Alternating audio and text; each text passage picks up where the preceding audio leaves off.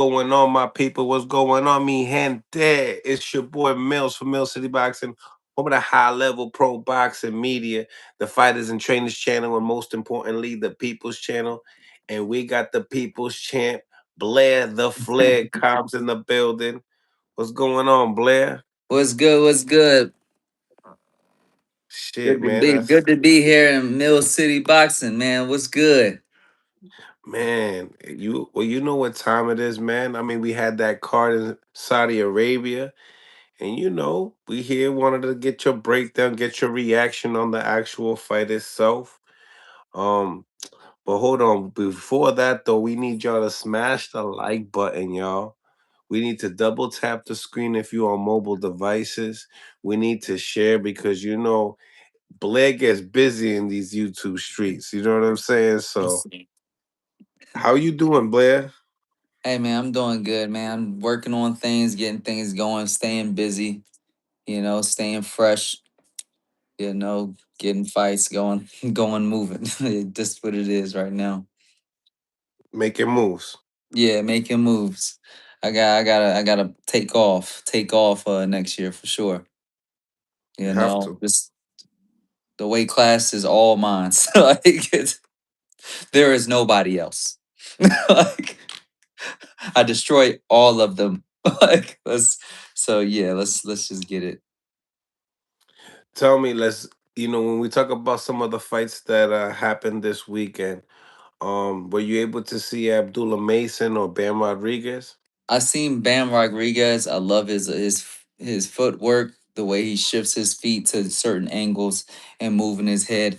He's a lot like Lomachenko and it's in the form of like he's not really a big puncher, but he'll overwhelm you with punches and getting hit a lot and eventually breaking the fighter down and making them submit or just getting hurt eventually. Yeah. Now he's a really good fighter. Now a lot of people are saying, hey, they would like to see him move up in weight to fight anyway. Do you Get think out. it's a stretch? Um, the move. No, I would love to see him move up in weight. Why not? Absolutely. Like, what's the next weight class though? Because I don't even know what weight class that is. You said super He's at flyweight. that Like, was 115. so what's after 115? Because once you go Is it into these, 118? oh, that's the next weight class. Believe so.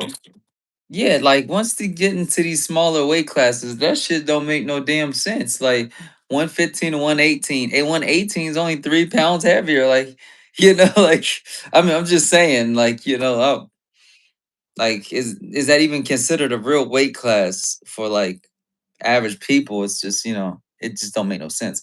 But yeah, I would love to see him just move up. Like, he's gonna clean out that weight class easily, but then like what happens next? What he needs is a big fight with a big name. And like I don't see why he wouldn't be fighting somebody like anyway or those smaller fighters that are still strong. And of course they're gonna be in a higher weight class. For sure. For sure. Why not Now Scooter? Why not Scooter? Why not Stephen Fulton or something like that? Like, you know what I mean? he's fighting Foster at 130 pounds. He's also moving up in weight. Oh yeah, well shit, that's big, you know. That's good. Absolutely. So let's get into your weight class, the welterweight division. Brian Norman Jr. and Devin Haney. What's your reaction on the fight? It went pretty much as I thought. Um a little bit surprised because even though I know Devin Haney is not a very big puncher at all, but the thing is, just because you can give it don't mean you can take it. Now, Brian Norman does not have a great chin, so like if he's only one getting hit, eventually he might get hurt, and that's the whole thing with that. And not to mention he got hit playing his own game, so that kind of threw him off. If he got hit in mid range with a exchange hook, and then kind of just been shaky ever since. You know, he didn't recover very well, and then like didn't really mentally recover from it because after that he kind of like was having a hard time just staying comfortable in the ring. You can see the uncomfortability of him being in the ring. Um, but outside of that, yeah, it was basically everything I expected. With the fact that like he has no real long range weapons, though that jab is shit. You can see it a mile away. You can see his arms tensing. You can see him throwing his shoulders before he throws the punch. It's just too slow for somebody like Haney, me, even Rashidi else. It's a lot of fighters out there that will clean that guy out only because there are things that he cannot change. That's a stylistic breakdown of Brian Norman. Still a great fighter, terrific trainer, terrific team. You know what I mean? A quality champion, a quality champion. But not perfect. And that's the thing. Not perfect. And then also the flaws he do have is easily like taken, easily used. And the only reason why is because like, oh shit, if you're good at a jab, if you're good at a straight, and you happen to be just a tiny bit taller than him because he's short anyways, he's pretty much dead meat, and that's the issue. But regardless, I had a good time with the fight, I had a good time with the fight. Um, but How'd you yeah, have to like? My bad. Go ahead. I had watched those two fights and then I just skedaddled. I wasn't very attracted to the Benavidez fight, and it's a shame. See, because the thing is, right, when it's like that, something ain't right. You know, we shouldn't be having Benavidez fight this guy and it be the main event. That Devin Haney Brian Norman fight, that was a main event. That was the main event, and then like it's like the main event was like almost a sideshow. When Mhm. it came to certain things. I mean, yeah, he's gonna beat this guy. Oh, this guy looks really strong, but we never heard of from him. We never heard about him ever. I never heard this man. Do you know this guy? What's this What, guy name again? Yard? Anthony Yard? Oh Yeah, yeah, I know. Yeah, yeah, for sure. I've never He's heard been a this guy. contender. Yeah. He's a lightweight contender. Yeah, he fought Kovalev. He did good for. I mean, not Yeah, Sergey Kovalev? Oh, back Kovalev. in the day. Like shit. Then he's like back in the day type shit. Nah, but he also he won a lot of rounds on with Better Beef as well. Really? Wow. Okay. See, I didn't know that. He just didn't Yeah, I pop think he out got at. knocked out in the 11th. I think. Oh shit, but that's better beef. That guy knock anybody out, man. His hands is like rock solid for real. Like, but outside of that, um, it's a shame Yeah, that he wasn't able to give a good performance because I left long before that fight got started, but I heard about it and it sounded like it was just a one-sided ass whooping, but kind of like what I thought it would be, But I'm at least happy that it happened. it was nasty work. I'm not gonna lie. That fight was nasty work. Now, tell me, Eddie Hearn felt like the fight was with Devin Haney and Brian Norman. He thought it wasn't that entertaining. Also, Connor Ben felt the Who? same way. Who said that? Eddie Hearn and Connor Ben, they were sitting next to each other on ringside watching the fight, and they weren't necessarily entertained. You tell me. I mean, you told me that you wasn't expecting a knockdown in the second. Were you entertained throughout the 12 rounds? Yeah, yeah, I was entertained. Like I'm tired.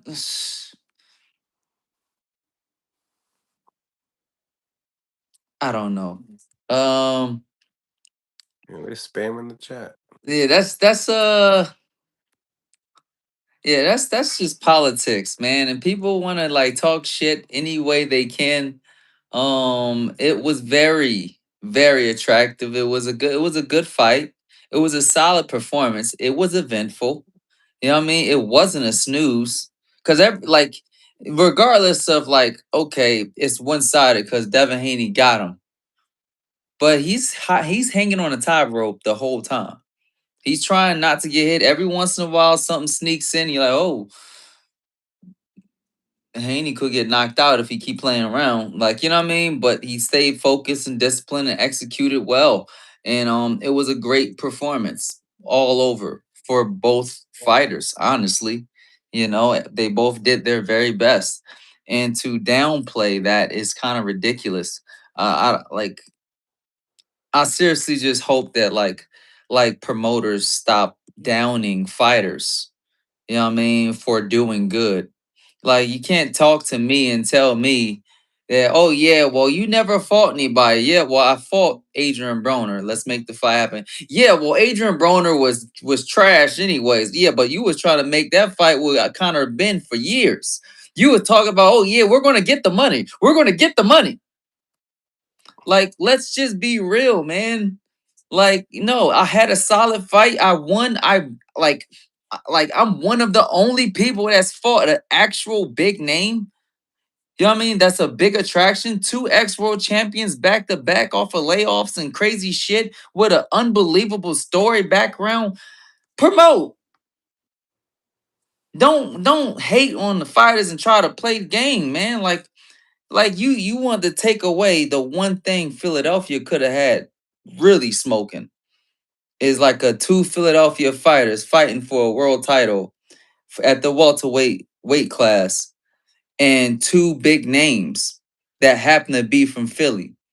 And you can host it in Philly or New Jersey, you know what I mean? Atlantic City. That was an easy sell. And it's a shame you didn't like they didn't like capitalize on that. It's a lot of little things that I wish could have happened that just didn't happen, you know, but and a lot of it has a lot to do with politics and promoters wanting to dictate uh the story when the story should be for the people though. Like we want to see the ups and downs. We want to see the, oh shit, Ali got knocked down by Joe Frazier. Oh man, he lost. Is he going to make it back? You lose the idea of Boots ever becoming great if he ain't getting cracked by Blair Flair. You lose that. Now we never see if he ever we never see him being tested. And we don't give a shit about this Mayweather fucking bullshit that people are trying to push. Mayweather is not making nothing for you. Like so like that's the thing that hurts boxing.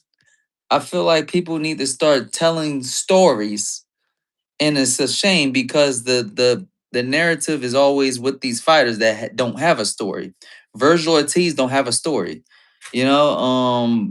Jerron Boots Ennis don't have a story. Everything was given to him, so we never really had that tough development of like, yo, let's see who you really are outside the ring and inside the ring. Hold up 1 second. Give me a kiss. Huggies. I love you. All right. All right, now go to bed. Okay.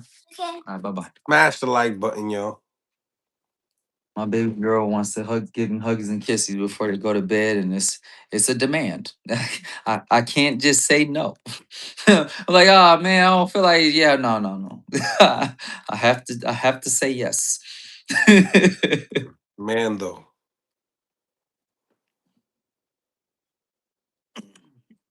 Yeah, you can say Boots would wash Blair, but there's a reason why like Boots wouldn't look me in my face.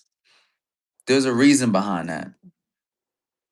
I left I left Philadelphia and people were very happy that I left and there was a reason behind that.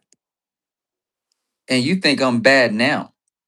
Back then, I was a fucking problem. Like, you know what I mean? I was about to pull out a move like no other for this one guy, and it's a shame that we didn't get the deal done.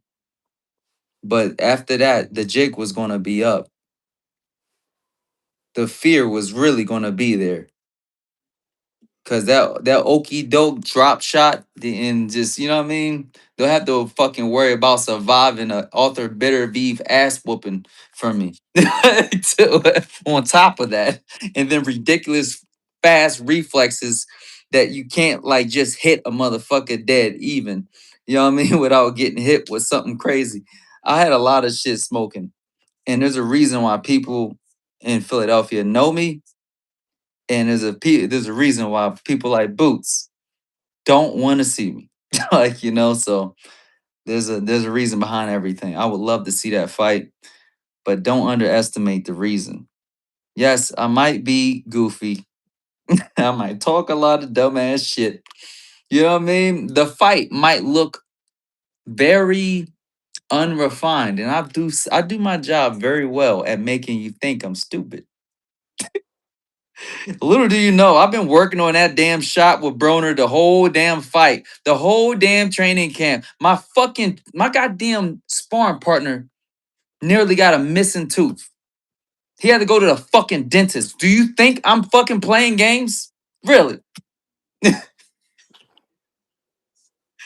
The shit that I pulled off with Hooker, we was practicing that shit the whole camp.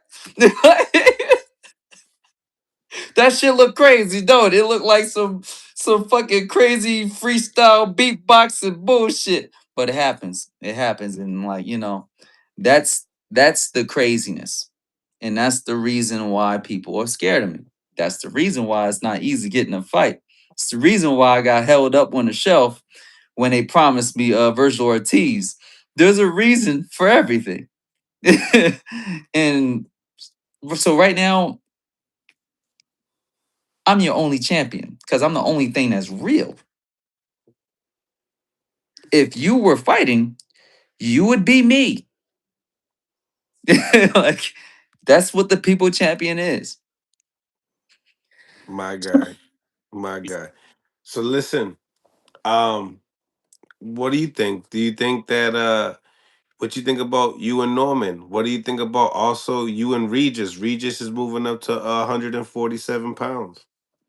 I think that all of them gets a beaten by Blair Flair. That's just what it is. Mm, If Blair Flair fights, if anybody signs a contract with Blair Flair, they lost at the signing. That's the thing. You know what I mean? I feel like that's it. And so like that's just what it is. I gotta keep training and grinding and take what I can get and try to make things happen. And the people are gonna be following me through this time period and see what happens next year. Because it should be very interesting, but we gotta make it happen. There's not enough it's not enough words anymore. There's no more words, it's just work, so that's what I'm doing right now. After the Rocha fight, I came in and said nothing. And then I walked out of that motherfucker victorious when everybody thought I would lose. And it wasn't just a win, it was an ass whooping. And shortly after that, I was back on my bullshit. But and that's what it is. So yeah, that's just it. I would love to run the Rocha fight back, but I proved that it was a fluke when I only fought 3 months later, fighting a better fighter that nobody ever gave a chance to. And even my promotion thought that I would lose so they can take Maurice Hooker and sell that guy to Connor Ben for business. Or they were thinking like if I just barely make and I barely win, then I can give you to Virgil Ortiz, and I shut that whole shit down. Not to mention, y'all want to talk about weight. Maurice Hooker came in at 53 when I came in at 47. I said I don't give a fuck. Just give me a couple extra dollars. I want to wear my 8-ounce gloves, and we'll just make it that. Mm. People didn't like it, like the fact that I'm winning, but that's just what happens. So was that Rocha fight a fluke? If I bounce back 3 months later with a better fighter, and they don't ever even so much as whisper the idea of me fighting Rocha or Ortiz, do they really believe in those fighters? Are they really the best fighter there?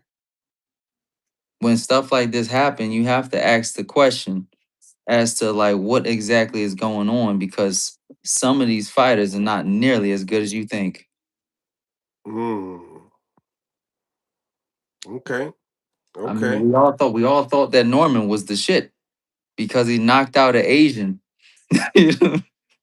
he knocked out a But hold Japanese on. dude.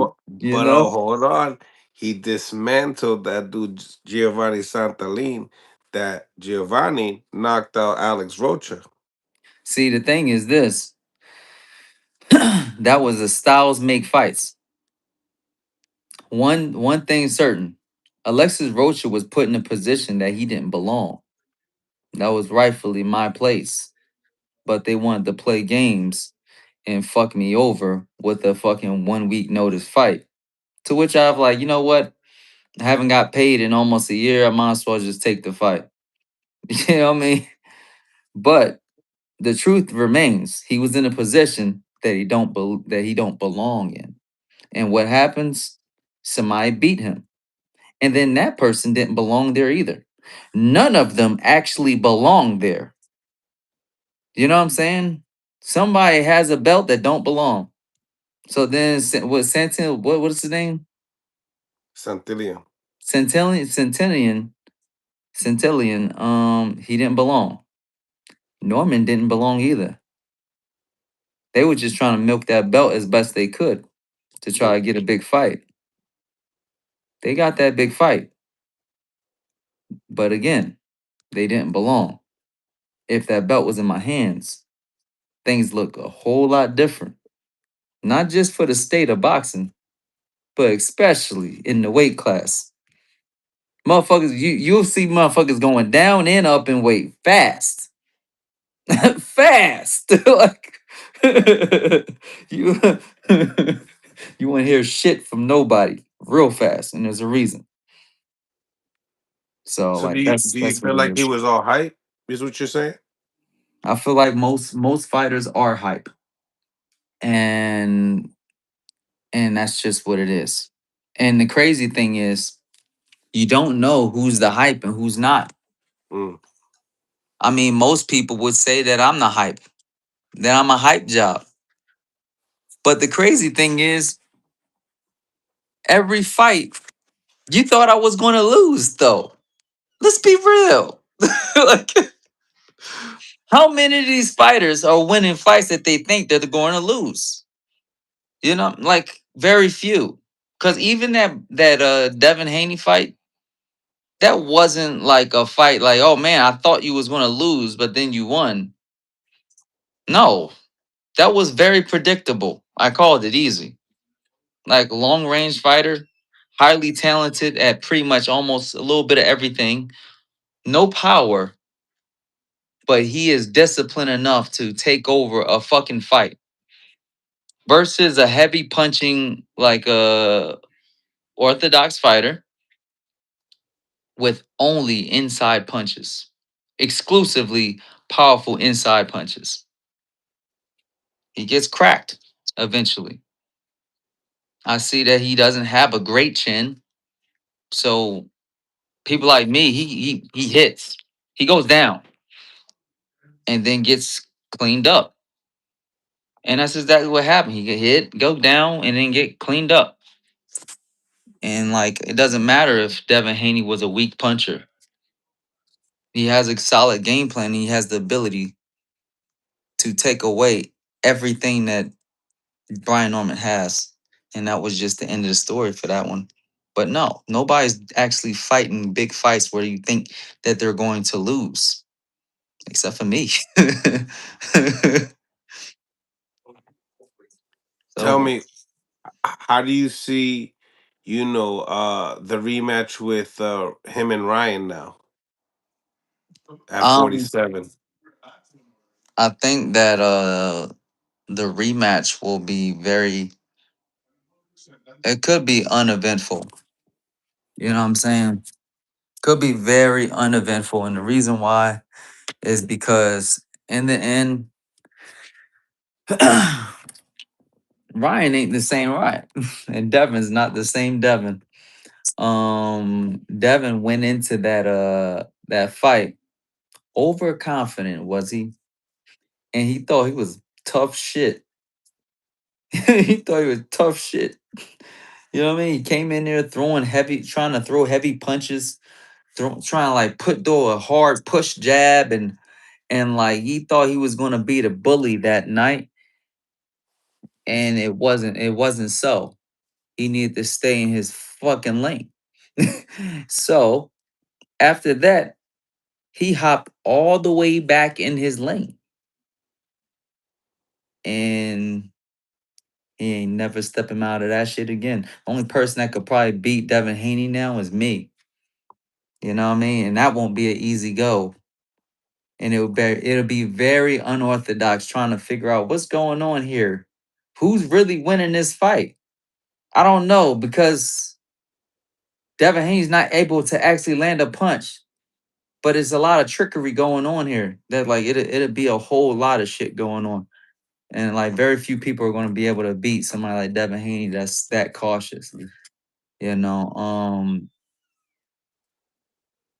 So yeah, that's the only thing I see. That What about Norman and Rolly? You think he could be Rolly? I don't think Rolly will give Norman a chance. Yeah, I I didn't think think that. so either. I, Unless Turkey puts it together. yeah, that's the only power. That's the only power that be, and that means that Turkey will actually have to really love this guy. And last time I Style checked, no, the what only about the person that style he style love is matchup? style matchups. I don't know. We'll see, man. You know what's a You don't great think style matchup? Me and Roly. Like it'd be all kinds of shenanigans. The build up itself could sell. But I don't know. I just think that that's like I think that right now what's going to end up happening is that Brian Norman is going to probably be taking a little bit of a back seat for a while, and Top Rank is going to probably start moving towards pushing a new character. You know, they still have a Dominican fighter, Rohan Polanco. That's starting to make some waves. you I don't seen the know fight? yeah, I've seen him fight a few times. I was preparing to knock him off, but that was going to be my last show. Like, cause after I stop him, it was going to be like scary for everybody. Cause what I was about to pull off was going to be something big. But the like Top Rank wanted too much bullshit with the whole Don King and all that stuff didn't go through. You know what I mean? It's all business at the end of the day. I wanted to make that fight happen, and they agreed to all the things I wanted out of that fight. And then they just wanted to play and be like, you know what? We could just get somebody cheaper. All right, get somebody cheaper. He's still fucking nobody at the end of the day. You know what I mean? Yeah, he's got nothing. Actually, he's got nothing. Where is he coming from? Nowhere. He has no credentials to be in any real position outside of his ranking. So do what you wish. If he gets a world title, it'll just be a nobody with a world title. But so like that was the whole thing. I think that Top Rank will most likely start shifting towards that region, only to play on the politics of the Dominican fans. Um, they mostly only represent fighters for like political purposes. There are some black fighters that get in there, but They're like the elite fighters, like like Shakur Stevenson and what's the other kid, the black dude, the he has like Davis, Keyshawn Davis. But then again, I don't even know if they want to deal with Keyshawn after the stuff he pulled last time. So Mm. so hopefully,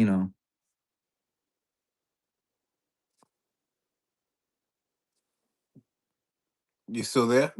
Blair. He said Blair got a name. If he was weak, they would call him out. Who they talking about? Or whatever. This is a message over here that Max Kellerman said. Devin is in the Hall of Fame, but I can't call him a great fighter. What do you think about that statement?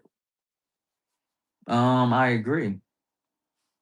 I absolutely agree. And like he really shouldn't be in a Hall of Fame. But the problem is that everything right now is dulled down.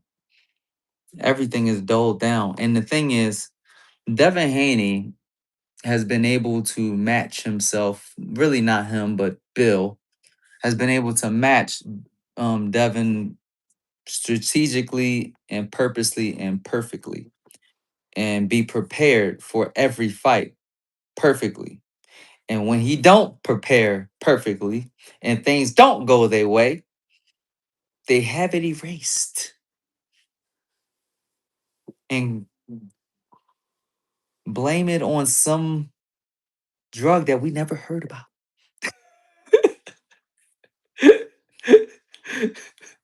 you know, I'm just saying, though, like when somebody fucking like is purposely cheating, it don't look like that. you know, Mm. at all. like, you know what I mean? The motherfuckers start disappearing.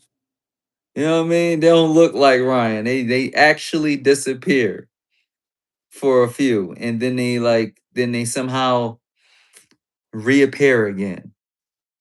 Say, yeah, it was the drugs. It was the drugs. Ben, like you know what I mean? It wasn't the drugs. It wasn't the drugs. Canelo, like you know what I mean? Alicia, like you know what I mean? It starts to look different when you're actually cheating. But for Ryan, he wasn't even cheating. You know what I mean? He wasn't really cheating. He like that was tainted supplements at the end of the day. And it's a shame that a lot of people bought into that shit. Like even like like extreme performers that actually juice, like weightlifters and stuff. I talk to them all the time. They be like, yo, that's tainted supplements, bro. I'm like, yeah, like why you say that? Because we don't use Ostream. I'm like, what? Yeah, like Ostream by itself. No, you need a lot more than that. Especially if it's only that little bit of a dose. That ain't helping you with shit.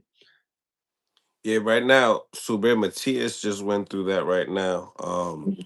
That the same substance, Ostrine, and they stripped him. They're saying that they're going to court. He needs to check out the B sample, but they're saying that hey, you know what? There's a coincidence here that they decided to do this in New York, and the New York State, they're the reasons why they're the ones that said that they didn't want the fight to happen. Remember? Yeah, And so now it's just a situation for them. So they're trying to figure it out. I'm gonna end up getting more details on it. But yeah, it was Austrian that he tested over there. yeah. But And other, it's just a coincidence how like we never even heard about Ostring until recently, you know, with the Ryan Garcia fight. Now, we've heard of people getting popped for steroids all the time. And we see that shit. But we don't talk about no goddamn Ostring. Just like we don't talk about rhabdomyolysis. like, oh, you got that shit like 3 times in a row? Something ain't right. but you were saying right that you know that Brian Noman's going to be taking a big step back, right? But right now, the Ring Magazine rankings, they got him at number two, right under Devin Haney. Wow. And check it That's out. They beautiful. got the list. I'll read it out. Devin Haney, Brian Norman, Stan Jonas, Giovanni Santalin, Roland Polanco, Shakram, Alex Rocha, your boy at number seven, and Raul, Jack Catterall at nine, and Mario Barrios, the WBC champion, at number 10.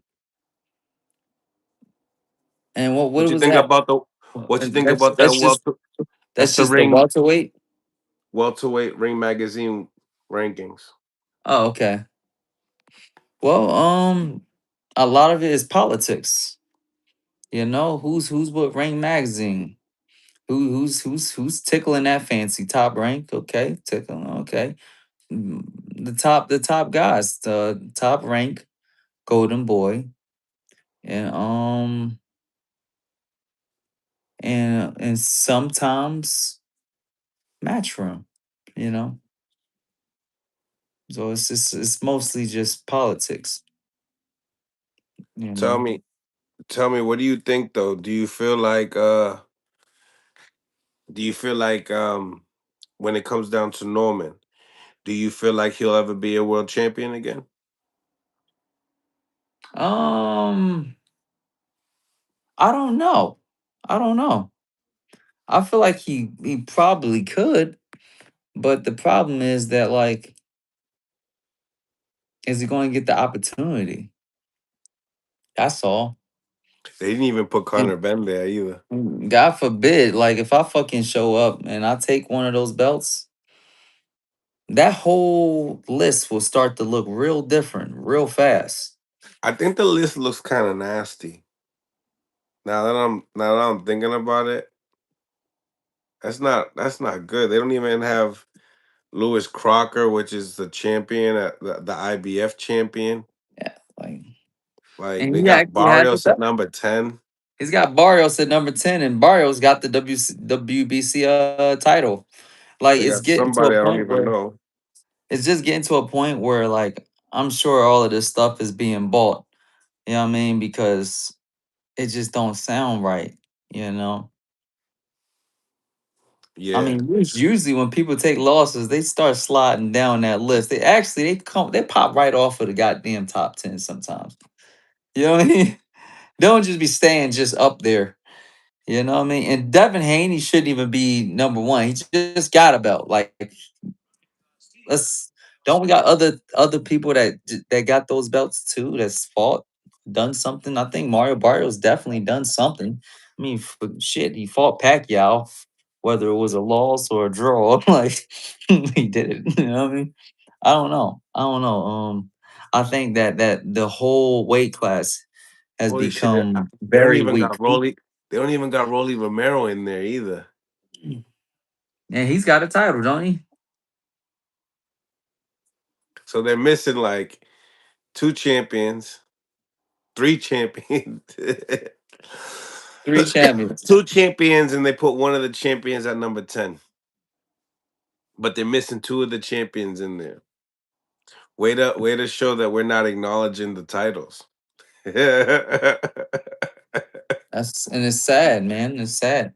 And they just give it to people. Like Ryan is not supposed to be fighting for no goddamn world title. If anything, he'd probably have to be fighting me. I'm the cleanup crew. I clean And shit then up. Ryan's fighting for a title, and he's Yeah. not on the list. This list is crazy. Yeah, like No and offense, first I of don't all, know who put that together, but that he shit is ass.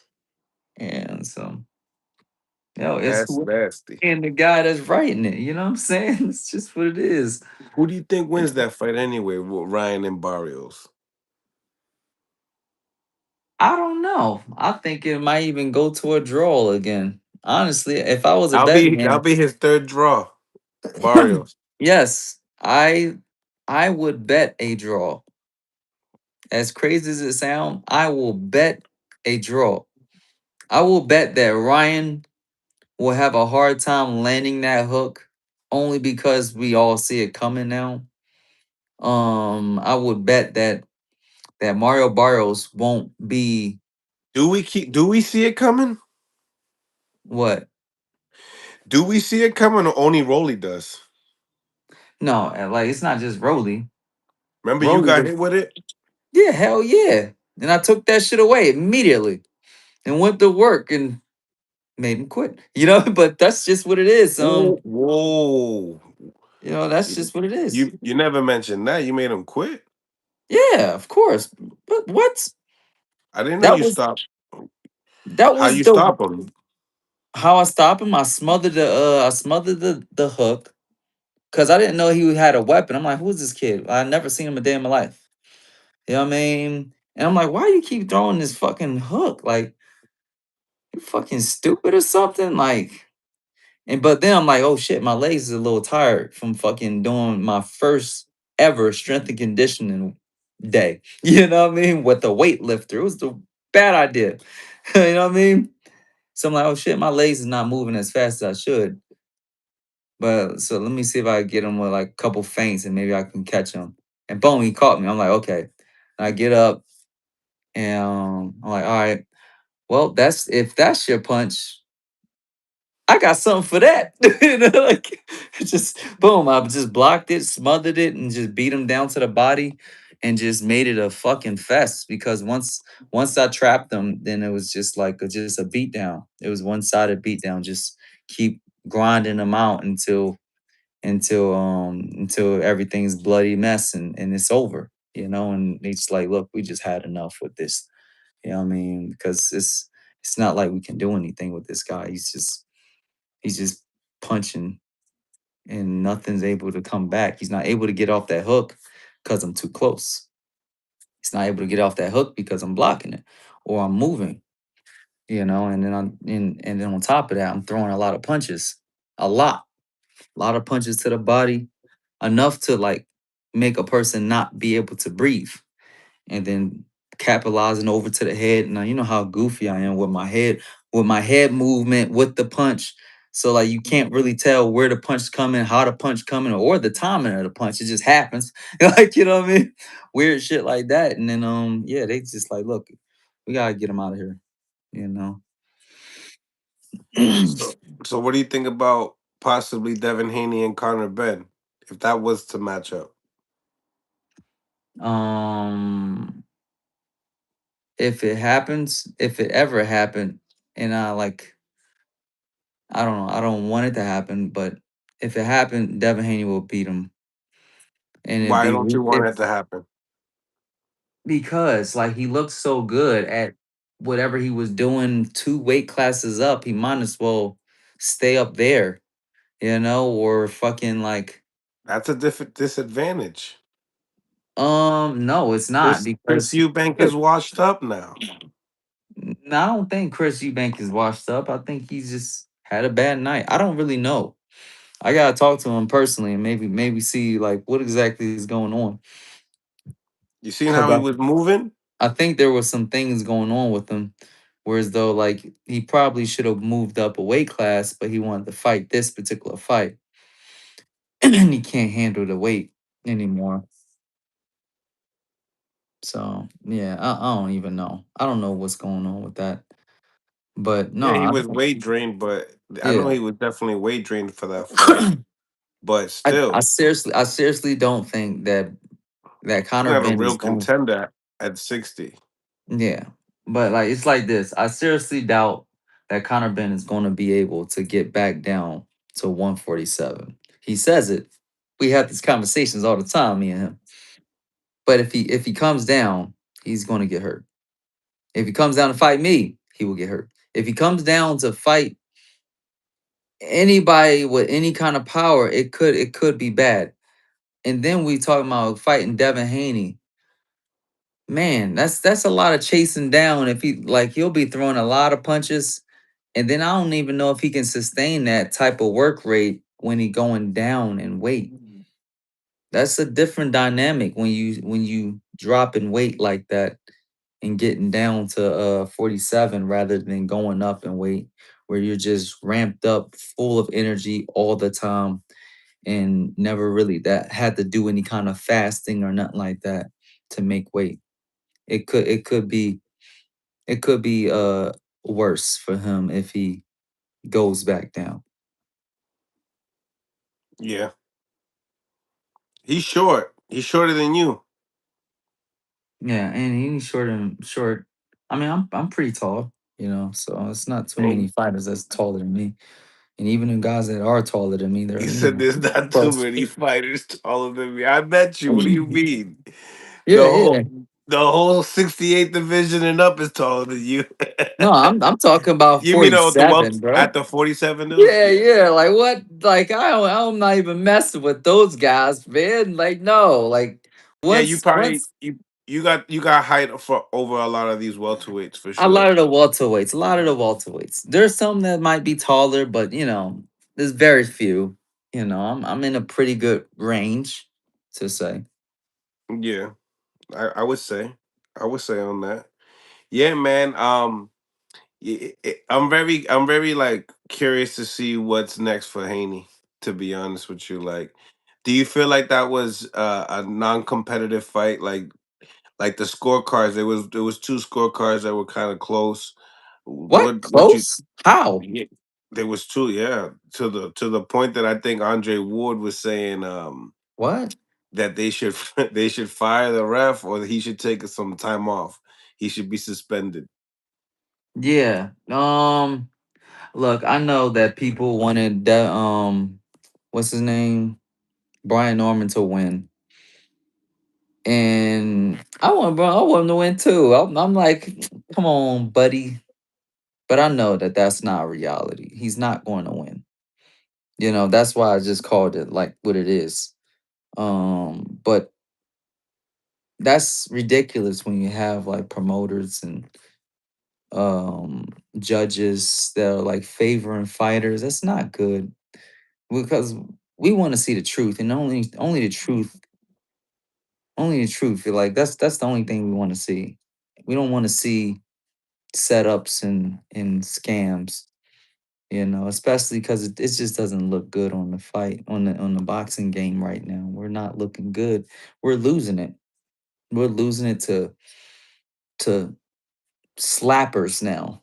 We're losing it to slappers. We're losing it to MMA fighters, guys Slap. that guys that could never actually box, so they just decide to do something else.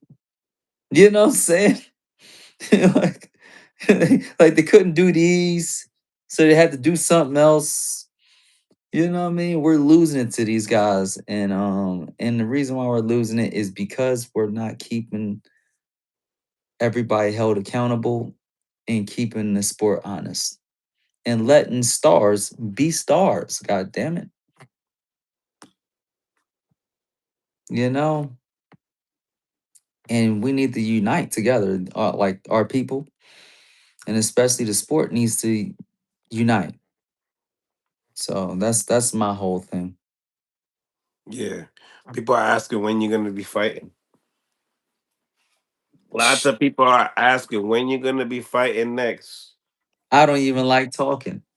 I don't even like talking about shit anymore, man. It's It like could that.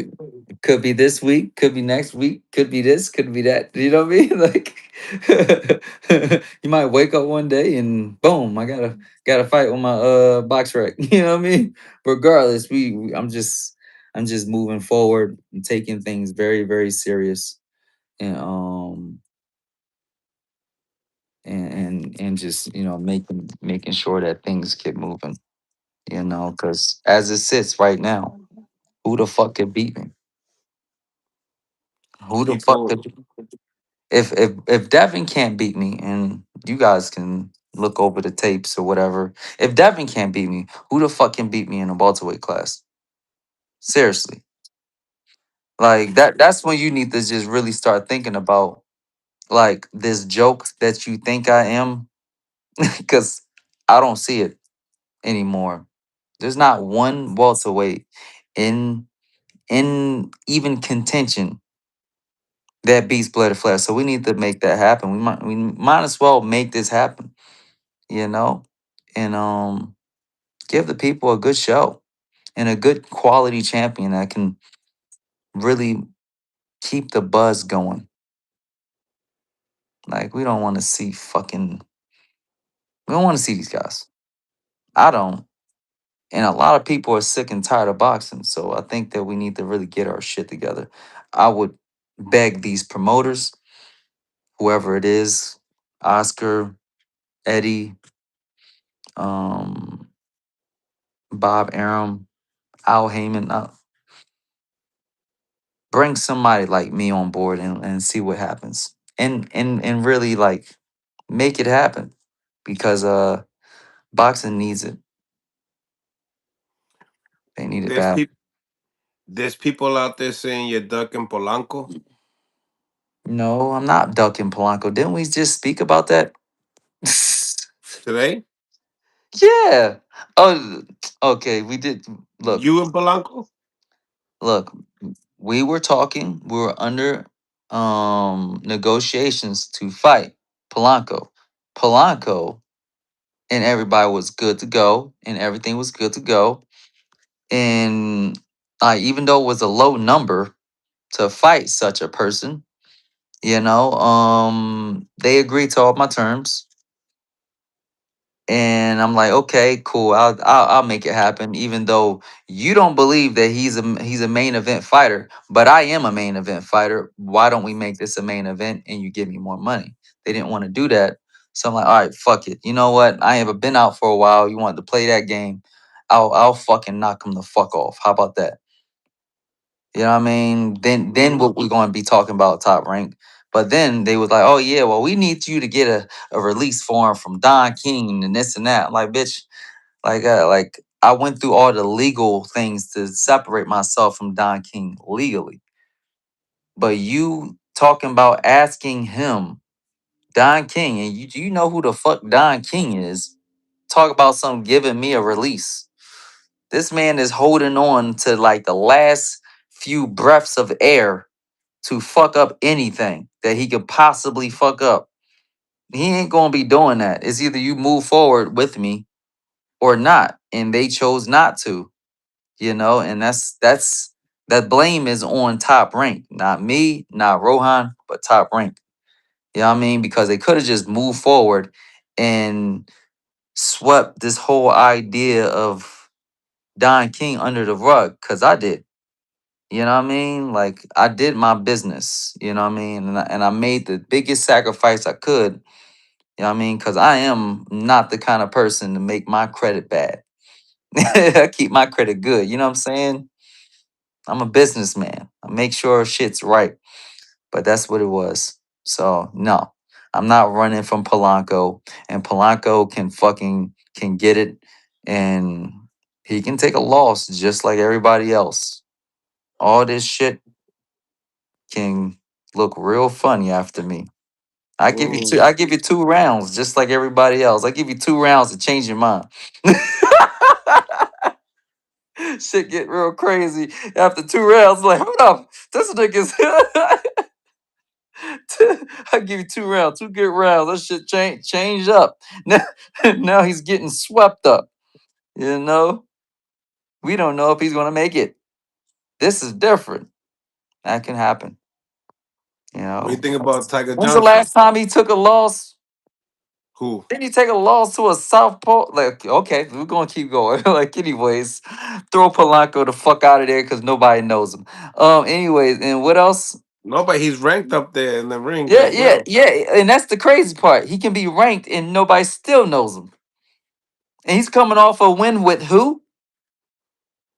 Was it Like, I think it's Quentin Randall. yeah, fuck a Quentin Randall, bro. Who the fuck is that? He's not Adrian Broner. He's not Maurice Hooker. He's a fucking nobody, just like him. If he had lost to Quentin Randall, Randall would win nothing but a ranking. That's it. But there's really not much else. And then when he fucking don't get a fight, he'll be inactive and lose the ranking. Like, you know what I mean? Like it's like there's nothing. So at the end of the day, there's just not much You there. don't think he's a good fighter?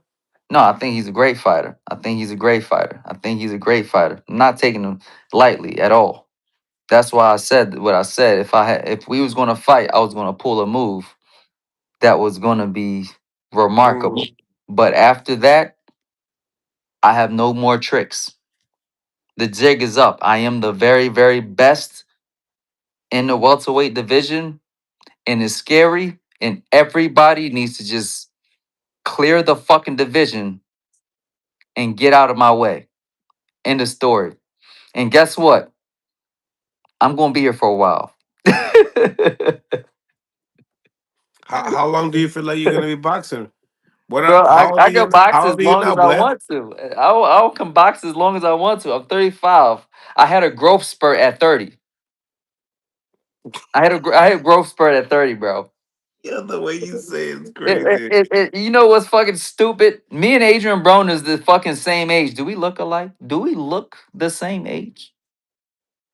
You definitely don't look alike. This um, Same motherfucker age. got gray hair everywhere. He's fucking just banged out. Like, bro, things is gonna be very, very interesting in the next few years. And I can see a lot of these really good fighters with tears. So that's just what it is. I love it. I love it. Listen, Blair, I After I appreciate. start ruining shit, then everybody's gonna be jumping and trying to buy and sign and all that stuff. But that's what's gonna happen. A lot of these fighters are gonna go. I gotta get out of here. Thank you for having me. You know, Appreciate you for tapping in, brother. Hill City Boxing. I love the nation and shit. Look, stay tuned for Blair to Flair. You can check me out on Instagram, Twitter, Facebook at Blair to Flair. And for more exciting content, official BlairToFlair.com. Woo! Because I'm My crazy like God, that, baby. because I'm crazy like that, baby. Let's go. I got a surprise guest for y'all. We got Brian Norman Sr. gonna be tapping in with us. He told me, yo, listen, I got some things I gotta say. So it's about that time. Salute to everybody on the live. Salute to everybody on the live, man. Appreciate you guys for tapping in. We got over 300 people on the live. Only 86 likes. I stayed up late for y'all. I ain't even gonna hold you. Yeah, Senior's back. Senior's back, yo. And he's ready.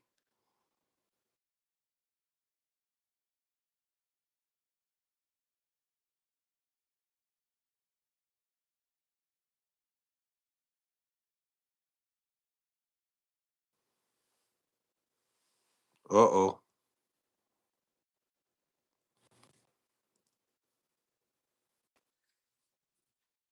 Dog. What's going on, Senior? Great, man. Damn, yo. My shit be. What? You can't see me, right? Yeah, yeah, I see you fine. Oh, okay, okay. No doubt. What's going on, Senior? How are you? Man, I'm chilling, man. I'm chilling, man. How you doing, man? I'm good, man. It look cold where you at right now. Cold? Yeah, Nah, it's probably about 65 degrees, some shit like that. It ain't cold. yeah. Yeah. Talk to me, my guy, man. Obviously, you was able to see the fight, on TV. No, no, no. I still ain't watching it yet on TV. I ain't watching it on TV or whatever else. But I mean, I had to go back and watch it.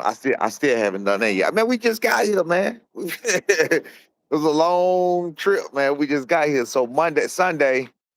The way they had it was Sunday, bro. I slept all day. That's why when you text me and I was like, shit, I can't. I said, not right now, bro. I was a motherfucking recluse. I was in the dark.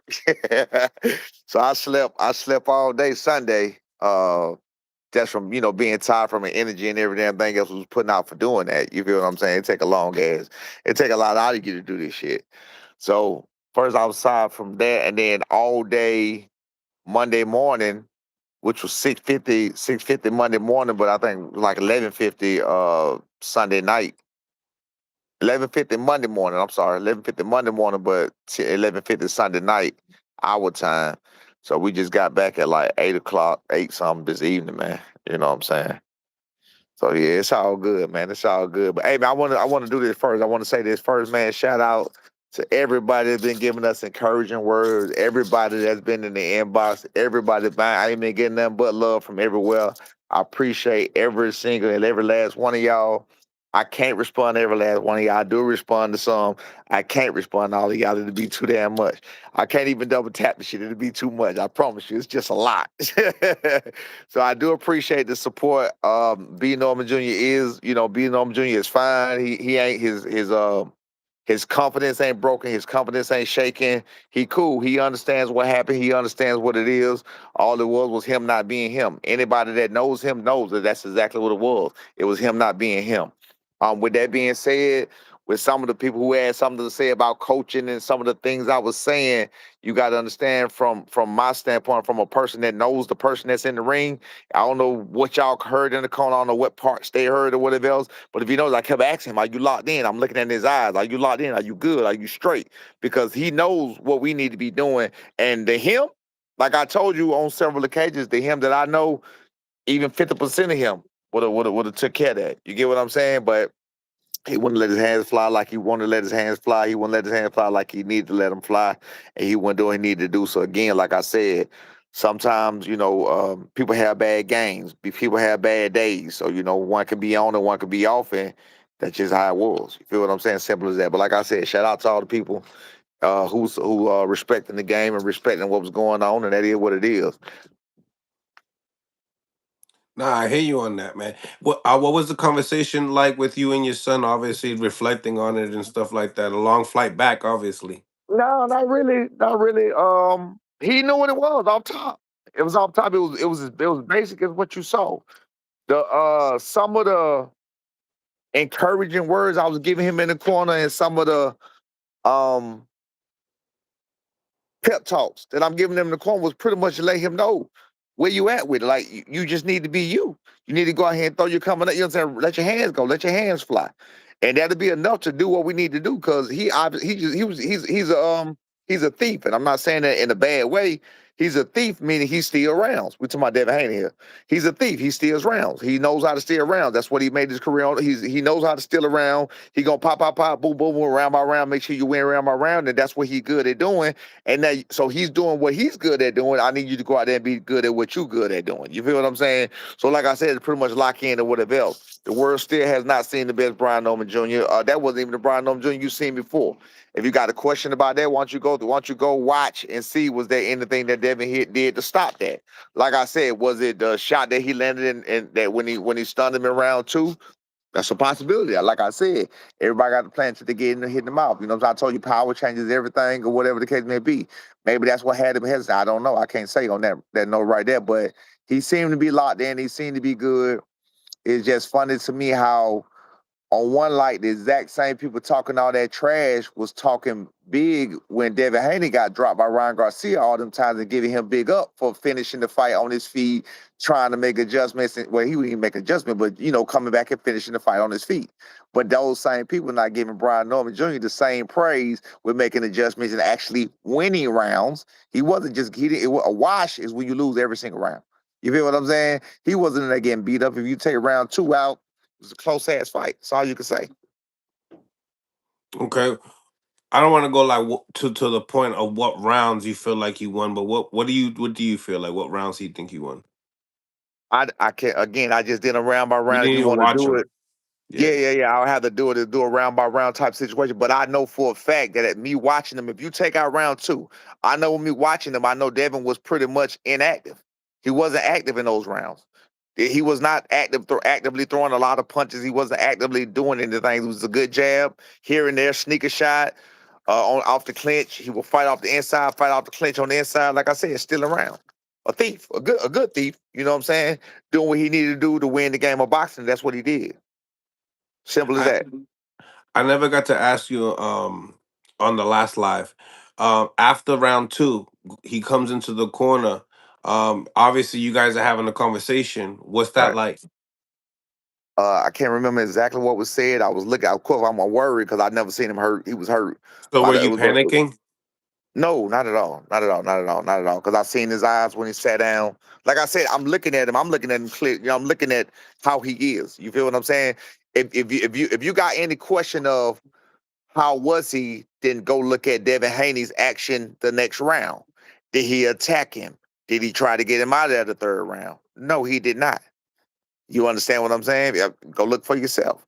When people who want to get people out of there, when they know they got a wounded animal, I got him for the kill. You get what I'm saying? You're gonna go in there and do that. Devin Haney had already felt it. He had already felt the heat. So that's why he respected him enough to not even try to go for that. You feel me? So now I knew he was good. I knew he was good. I knew it was just a matter of him being him. And that's what I was trying to get out of him the whole night. Him being him locking in, him using his jab. He got a great jab. Him jabbing to the body, him jabbing to the head, him changing the levels of his jab, not just single jabs, double jabs, jabbing high, jabbing low, giving them something to look at, because when he gave them something to look at, Devin Haney was retreating. Devin Haney was retreating until he get close enough, and then he'll reach in the clinch, and then he'll try to steal some rounds out the clinch. Right, right. Um, Post press conference comes, and Bill Haney, talks about you a little bit. Talks about I ain't hear it. oh no, okay, so yeah, obviously in the lead up, he was saying that he was just talking and you were being disrespectful towards him, and Absolutely. that you guys coming to Saudi Arabia late, just shows the air experience that you guys didn't have coming in, and also coached, you got out coached. Well, with that being the same as that thing about the inexperience, you have to understand we literally on the same time that we was on in Saudi Arabia. We fought at 4 o'clock in the morning. 4 o'clock in the morning is 8 o'clock in the afternoon. 4:30. That's eight o'clock in the afternoon Eastern time. They went across several time zones. They went to Colorado. They went to LA. They went to not Colorado, Denver. Yeah, Denver, Colorado. They went to these places. We didn't. We was on the East Coast and we stayed on East Coast time. As far as the acclimation for the air, and everything we was doing, we already 2,000 feet above in Atlanta, Georgia. We was literally 300 feet off. So again, that was not that's him making excuses for us. We don't need those excuses. You know what I'm saying? We're not saying, yeah, we didn't get acclimated to. No, we didn't. We don't need those excuses. We didn't make those excuses. So I don't need Bill Haney to give us those excuses. You know, Everything was set. Everything was set. Everything was good. Brian looked good. He was great. He was hurting us. He was fucking hurting us, literally. Like we was trying to get through the shit that's in Saudi Arabia. You know what I'm saying? That's another reason I'm trying to get him to lock in. Like, Brad, get that nigga the same fucking heat you been giving us. You feel what I'm saying? Like he was all good. There was no issues whatsoever with the training. There was no issues whatsoever with the build up. There was no issues whatsoever leading all the way to the ring. There was no issues whatsoever. We had no problems. Everything was good to go. That's why I'm so confident. That's why I'm so high. That's why and I still feel the game plan that I came with, the game plan that if executed like it was been properly, it would have worked. Cause like I said, Devin Haney he doesn't throw a lot of punches. He doesn't throw. He's not a high activity type fighter. I came on here and I said that many times. He's not a high activity type fighter. He's not that type of fighter. Brian Norman Jr. is. He is a high activity type fighter, but he wasn't given high activity. So he gives high activity with counter punching in between. He wasn't doing that, and that's what I needed him to lock in and do. so tell me, do you feel like Haney's a lot better than what you thought coming into the fight? Better, no. Stronger, yes. Stronger. Yes. I don't feel like he's a lot better. No, not at all. I feel like he's a lot stronger than I thought. Yes. Did you guys underestimate that? Strength, yeah, of course. But I said it wasn't even as underestimated strength. It was I said for a fact, I said to get the power is certain things you have to do. And he did that for that period of time and did that. And then he went back to doing what he do. So, shout out to him. Like I said, it was a great concoction and a great recipe for him to do what he do and do what he did, and he got the win. And congratulations to him getting the win. I'm not discrediting the win. I'm not saying you a bum. I'm not saying nothing about that. You feel what I'm saying?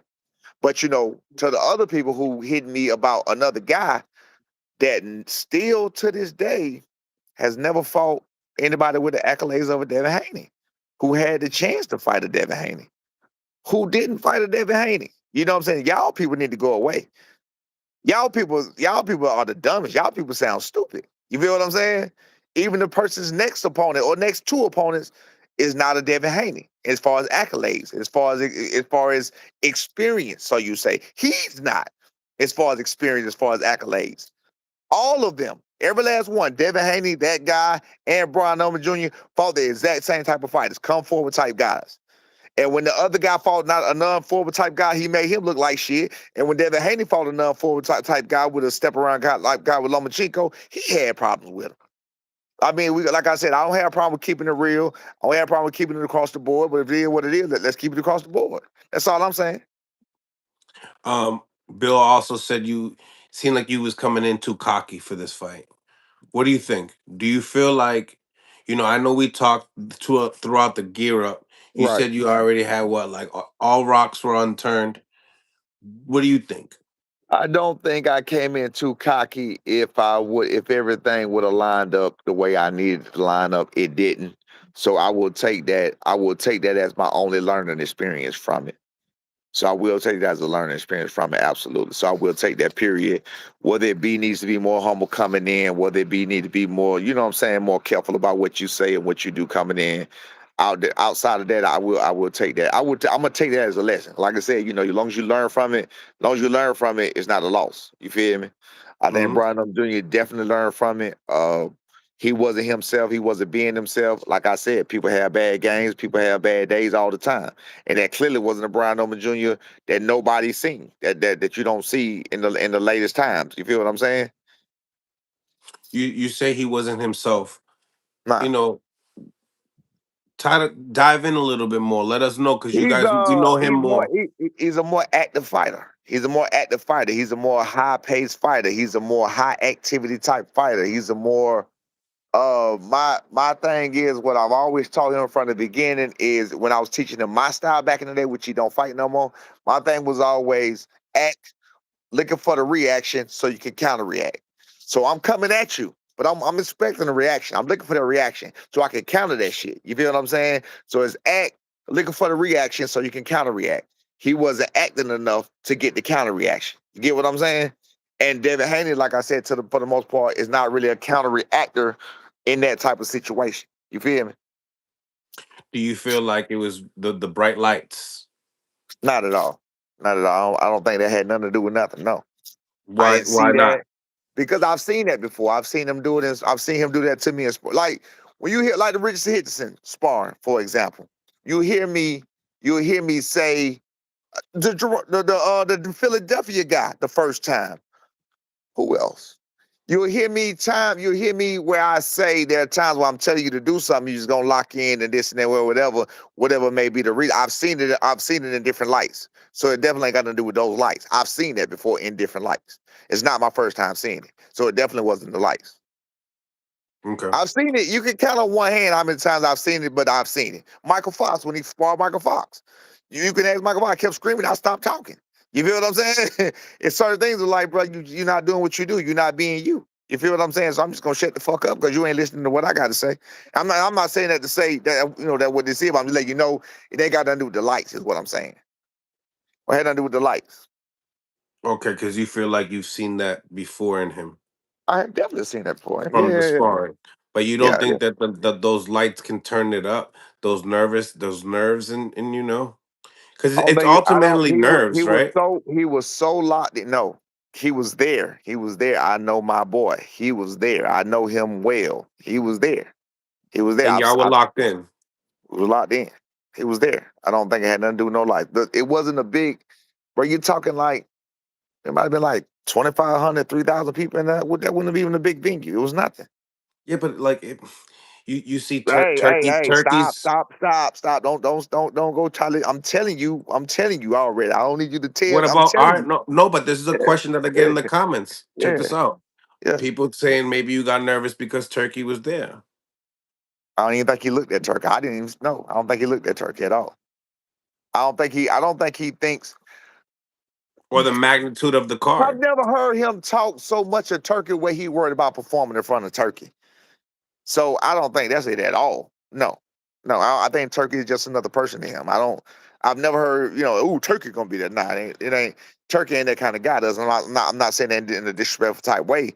I'm just saying like I think Roy Jones. I'm going to say that to be real. You know, that's somebody who he idolized, somebody who he looks up to. You feel what I'm saying? In the house, and man, Roy here. You feel what I'm saying? We would have talked about it. He would have said something. He would have said something if he had any kind of excitement about somebody being there. He would have said it, or it would have been talked about a time or two, or mentioned sometime during the week. It wasn't even mentioned. Turkey wasn't mentioned about nothing. Man, you know, Turkey gonna be there. Nah, wasn't nobody thinking about that. Okay, yeah. Um, obviously, lots of people got stuff to say. You tell me, like, do you go out your way? I've seen coaches on the internet as well, talk about this fight. Obviously, it's a big fight.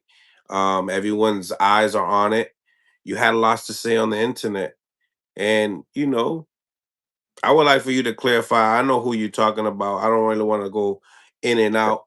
You know what I mean? But the floor is yours. I mean, we got over almost 500 people here just watching. Double tap the Nah, screen. it depends. You talking about you talking about my post I just put up or something? You just post, yeah. Well, now I'm gonna address one that I know for a fact. I'm Barry Richardson. Barry Richardson. That's my whole ass ex coach out of Atlanta, Georgia. I'm gonna address him by name, Your and I'm your gonna address. your ex coach. He coached me at the end of my career, the last few fights. Barry Richardson. Okay. He a whole ass motherfucker. So Let me he didn't explain to you. start you up. No, hell no. He caught Your me at the end of your very end. your end of your I pro. trained the end of my pro career. I trained myself. I was training myself. Pascal fight. I trained myself for that fight. Xavier Biggs went to me to Pascal fight. So he was after all of that. He was with me during the vertigo time. So he was with me during the end. He was with me during the end when I told you I was sat in the audience with the money, and I was like, this would make it hard. They gave me all that money in my hand. They cashed my check right there on the spot. That kind of shit. He was with me doing that. He was with me during the hard times. You feel what I'm saying? And I respected him for that. He even helped me get my boys started with doing this shit. That's why he knew my son since he was 2 years old. He knew, you know what I'm saying? He knew my oldest son, who 31 now, since he was 6 years old. So that's why I got a problem with. That's why I'm saying this fuck ass name, Barry Richardson. He a hoe ass nigga. Let me explain to you how. He a hoe ass nigga because I called him to the camp to help me train my son. He's literally never trained a fighter to get where my son is today. We fell out at the Quentin Rounder fight. He was with me he was with me in the corner. He heard me telling B to jab. He heard me telling B to stop smothering himself. He heard me telling B all of these things that needed to be said, right? But you remember that was when Timothy Bradley flip flopped it and said all the fuck shit he said, and that's when the world turned on B. But he said, this is after. He comes to me and say, now mind you, he's right there with me. He know what's going on. He know the truth about what's going on. But he uses that time to stab me in the back and say, I had to save you in the corner when you didn't know what to do. I know what you're talking about. Mind you, let me explain this to some people. The scorecards in Quentin Rounder fight was 97, 91, or 92 on each scorecard, and 90, no, 99, 91, or 97, 92 was like the lowest, some shit like that. It was like 11 rounds or something, and he won 11 rounds on some, I mean, not 11 rounds, I'm sorry, because it was a 10-round fight. He won 9 rounds on some people's scorecard and 7 rounds on the worst scorecard, right? Y'all can go look at these scores to be exact. So that means he won the shit handily. But I'm telling him how to get these clean shots off. I'm explaining him what he needs to do. I'm explaining him that he needs to stop smothering. He needs to set. I'm telling him exactly what he needs to do, right? He knows this. This motherfucker said to me, I had to save you when you didn't know what to do. Like, what you talking? How the fuck you saving me? And he gave him some dumbass shit. He said, I said, bro, that's not even the right thing to do. Like, what you talking about? So we fell out behind that. We fell out behind that, right? So I told the motherfucker, hey, bro, I'm not fucking with you no more. Don't you call my son no more. I want you away from all this shit, right? Giovanni Santillan fight. Of course, Boca Chica fight come and go. Ain't nothing said about him. He out the way. So that is months later. Giovanni Santillan fight get announced. This puss ass nigga texts my son. My son. He texts my son and say, do me a favor, please, because I'm training my son by myself for Giovanni Santillana. Ain't nobody helping me at all. Do me a favor. I need you to get your daddy some help. Get somebody in the corner. I don't care who you get somebody. Your daddy don't know what he doing. Your daddy can't do this by himself. So B is with me when he looking at this shit. He show it to me. He mad as hell. He show it to me like, yeah, nah, fuck that nigga. So, it's over with him as far as that go. But of course, I've been knowing the man for over 20 years. I've been knowing him for like 25 years or so, some shit like that, right? So I said, okay, you know what? When I see him again, he congratulated when he beat Giovanni Santillon and knocked his ass out through the trainer. That's why if you listen to the Giovanni Santillon fight at the end, what I kept saying was, who can't train? That was for Barry Richardson personally. Who can't train? Who can't train? Pussy. I would that one for Tim Bradley, that one for nobody. It was for Barry Richardson. That's who I was saying that for. You feel what I'm saying? He has literally never in 40, 45 years, however long he's been training in the game, he has never raised a real true world champion. Never. He's got like minor titles, minor world, international type shit. He's literally never raised one or never made one. Not raised. I keep saying raised. I mean made. He's never made one, right? So now, when B win that, he ain't out on every post giving B props when he knock out Giovanni. He not on every post giving B props when he knock out Cuevas. He not on every post giving B props and reposting when he knock out Jen Sasaki. But guess when he come alive? Guess when he come alive? When he lose to Devin Haney. So when he lose to Devin Haney, he come alive. Right? One of my real partners see it. He called him out on it. He said, hey, bro, you realize your friends and family can see the shit you saying and posting. I'm looking at this on the inbox. I was doing that when you were telling me too. I'm looking at this on the inbox. He said, hey, bro, bro, you realize your friends and family can see what you post. I know exactly what I'm saying. I told that young man, I've been blah, blah, blah, blah. And this since before he been born. So I jump on.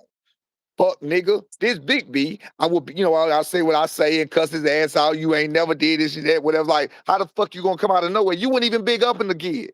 You knew the boys since he was 2 years. My son was 2 years old, sleeping in a chair when I was at the gym working out. So when he told y'all that story about me on that big ass bag in front of him and I was his hero, that's a real live story. There was this one chair that sat right there by the bag I worked on. My 2-year-old son sat right there and watched me every fucking day when he came in that bitch. That was a true story. This puss ass nigga, 20 years exactly older than me, watched this whole thing take place. Me and him had beef back then because he wanted to tell me what I need to do and what I don't need to do. Again, I used to tell him back then, if you that good, this back then, this is my 20s. Find me somebody, train somebody that can beat me, then you can talk shit. He never did to this day. 20 plus years later. Never found nobody that could beat me, not in no fucking Atlanta. He ain't trained nobody that could beat me. So that's who that was about. The other guy who I said about, y'all obviously know who I was talking about. He hit me on the line. That's why I deleted the video. It was a misunderstanding. Whoever the fuck, Global, who I don't guard your grill, I don't know who the fuck that is. I don't know who that is. I don't know what he been saying. I ain't gonna say nothing bad about him yet because I ain't really look into it. I don't really be paying that shit no attention. But apparently somebody else told me, called me back and told me whoever guard your grill be tagging him and shit, and it looked like he said it. You feel what I'm saying? I don't know what the fuck it was, but I do know my son was on that motherfucker and there was some disparaging shit that was said. So again, I deleted it out of respect for the other guy. You feel what I'm saying? Because I don't throw rocks at nobody who don't deserve it. While I'm talking about this, let me do this. Let me take the time to do this. I need to apologize to Kevin Newman. I talked to Kevin Newman in Saudi, and I made a mistake about Kevin Newman. I talked a lot of shit about Kevin Newman on here. It was all wrong. It was a misunderstanding. It was incorrect. It wasn't Kevin Newman that was even talking shit to me about nothing. So shout out to Kevin Newman. Salute to Kevin Newman's career. I hope he do big things in his career, whatever. But shout out to Kevin Newman. I ain't got no bad blood towards Kevin Newman. I apologize to Kevin Newman for saying all the fuck shit that I said. It was just, me defending my shit. You know me, you come at me, I'm coming right back at you. That's just how I am. You know what I'm saying? But that's what it's about, though. Okay. But what I was saying, though, is you can see how it roll. The people who with you gonna show they with you, and then the people who like when they with you, you'll notice. Nah, they ain't seen, they ain't liking, they ain't around. But then when something go wrong, now here they come. You feel what I'm saying? Like the shit crazy, but it is what That's it is though. that's the nasty work. Nasty work, nasty work. Um, you know, I got to interview Greg today about the situation. Did you see his take at all? Man, why would I watch Greg fat ass? Why? Well, I'm not real talk, real talk, real talk. Like let's think about who we talking about. We talking about Greg fucking Hackett. He won 4 fights in 18 fucking years. Why would he's I on give a fuck? Huh? he's on your box rec. Right. You on my old ass He, box rec, nigga. You was talking about my record and you on the bitch. Bro, what the fuck are we talking about? Why would I pay anything Greg Haggett say about bro, that is the biggest fucking nigga. He's the biggest open clown that I've ever seen. That people openly embrace, but we know who embracing them. Like he's the biggest open clown. You can take, and there's no shots at Bo Mac. You could take a Bo Mac and say something about his record, then you look at what he did, how he turned it around, and how he used it to benefit, and how he has accolades and all that shit to go with what he did. So you cannot talk shit about Bomac, and he has a questionable record, whatever. You know what I'm saying?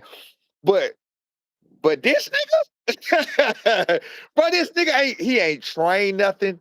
He ain't did nothing. He's steady, actively fighting for years, telling people what need to be done, and you are in physical condition to be able to do this, or you can get yourself in physical condition to be able to do this, and you still only was able in the condition to do 4 fucking fights and win. Come on, man. Why the fuck would I give a fuck what Greg Hackett say? I ain't paid Greg Hackett no attention.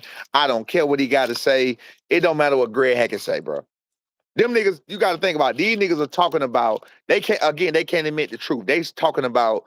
They mad at me about me believing my son can do something, and their guy that's 4 years older, 3.5 years older, that still won't even fight the kind of fights my son fighting right now. My son just fought arguably. It ain't even gonna be arguably right now. And I'm not. And I'm just, this just I feel how I feel about Devin Haney, but we got to keep it real. We got to put some respect on his resume at this point. You feel what I'm saying?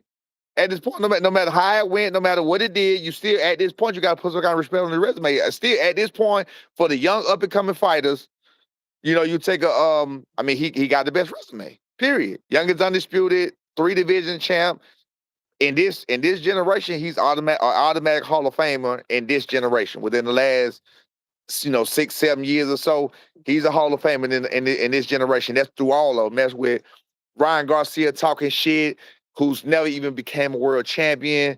Ryan Garcia talking shit, who just got knocked the fuck out, I'm sorry, not knocked out, who just got beat by Rolly. He got knocked out by Tank.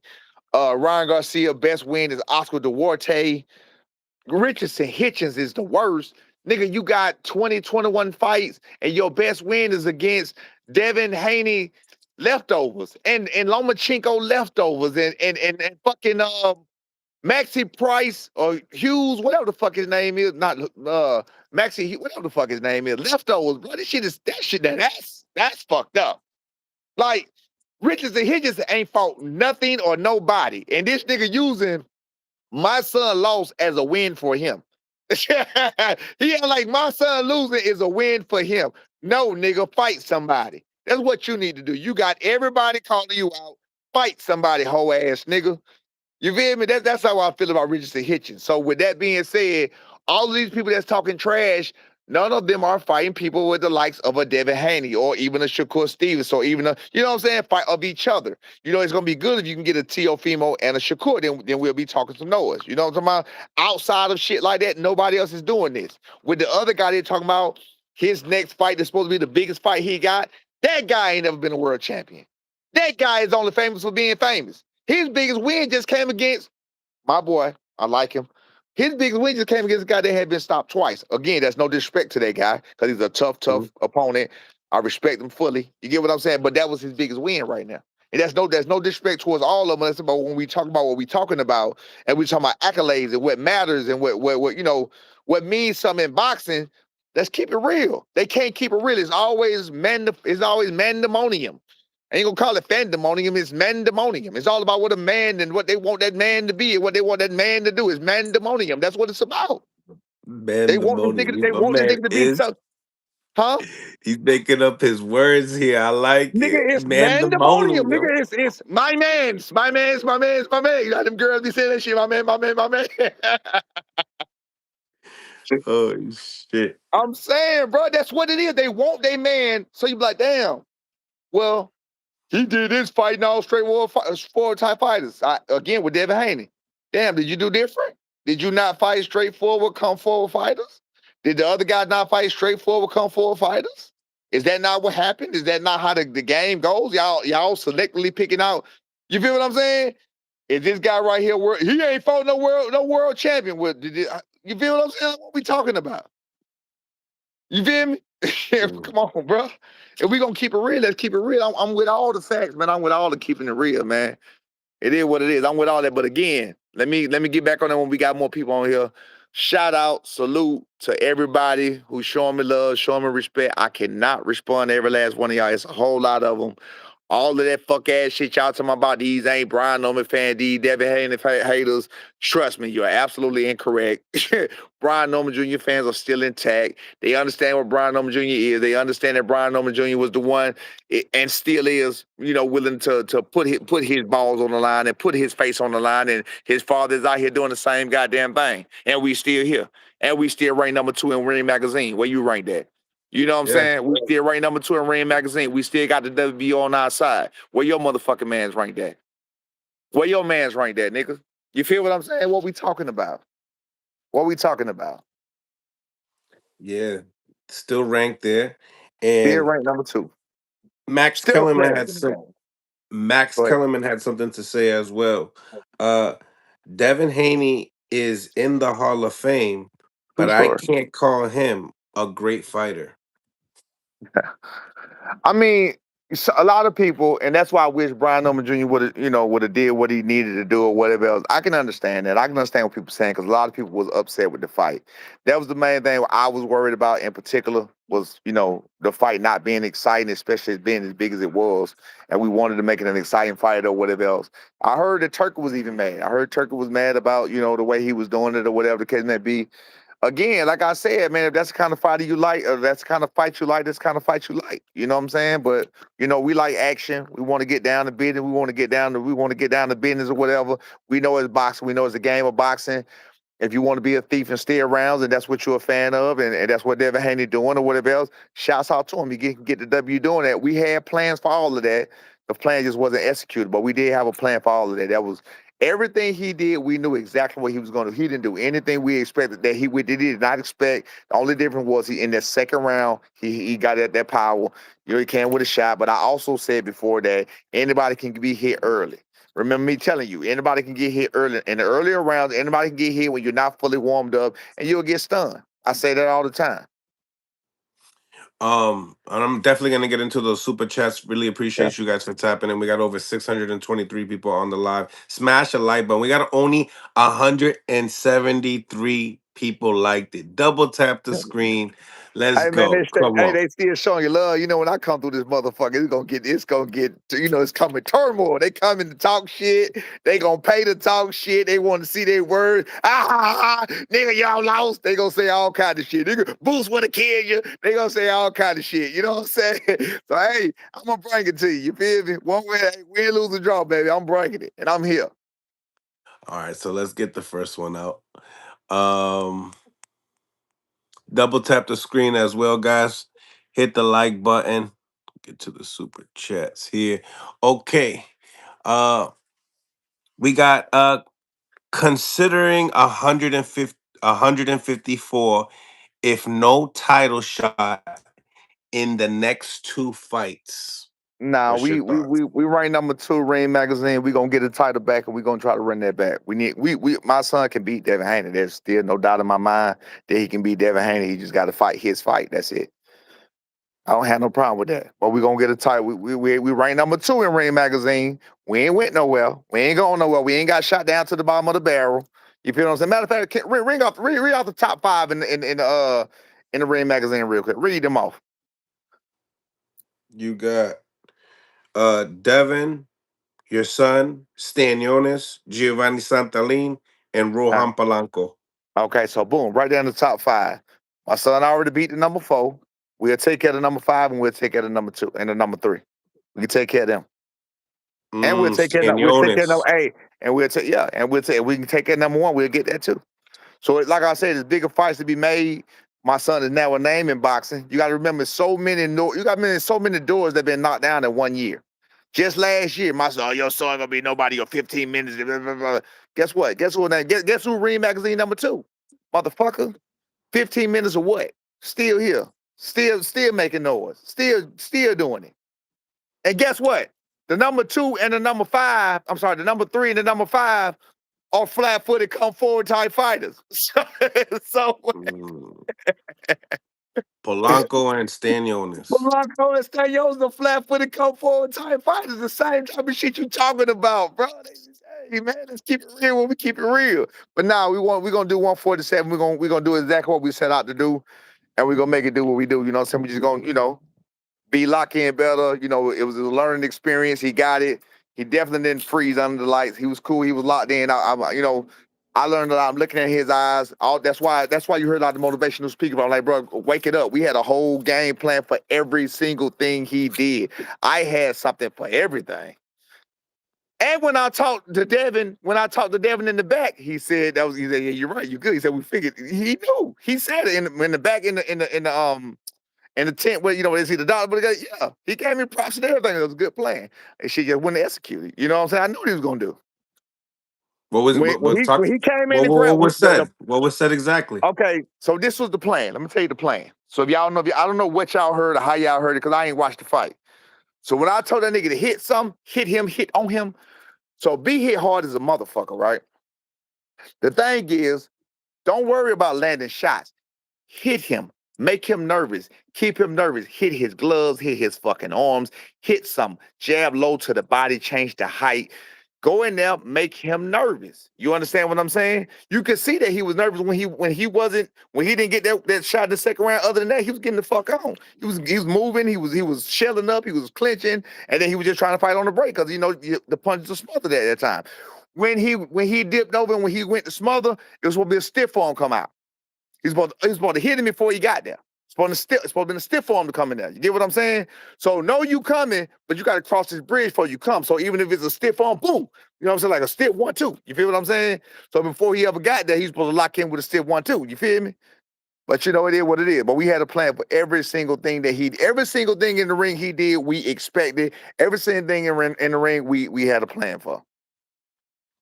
Rippers, thank you for the 10 piece. What does Brian needs to work on? Question mark. Don't be biased. Well, it ain't a what he need to work on. He just got to work on being him at all times. And that was the point. You cannot judge him off of that fight. You can't say nothing about coaching. You can't say nothing about the fighter. You can't say nothing about what he can and can't do. That head on the line was excessive. His head, come on now. He was froze at one time. Like, bro, come on, nigga. You know what I'm saying? I think that was a distance thing. I told you that on the last one. You feel me? I think he thought that Devin couldn't reach him. I don't know what the hell he thought. You know what I'm saying? But you know, he just need to be him. He just need to lock in and be him at all times. So that's what we're gonna work on. Like I said, there are sponsors every now and then when I tell them to do something, and it's like my controller broken and I don't get what I'm looking for, whatever. But we can't have that no more at no time. So that's what we're gonna lock in on doing. But again, that's after he takes some time off. He had a long year. He had a lot of training this year, a lot of fights this year. He putting in work. And I ain't finna run my boy on the ground. You know what I'm saying? I'm gonna make sure he my son at the end of the day. And 50, 60 years after this shit, he's still gonna be my son. I want him talking and walking and talking just as fast as I do. You know what I'm talking about? Yeah, very important. For real. That's the Very most important. important. Having all the whistles and Everything. Yeah. yeah. Hey, listen to me talk. Y'all want to say I'm not listen to me talk. I can talk motherfucker country. So proper whatever the fuck you want. I can talk fast. I can think fast. I am quick on that shit. You can't credit yourself for getting whooped.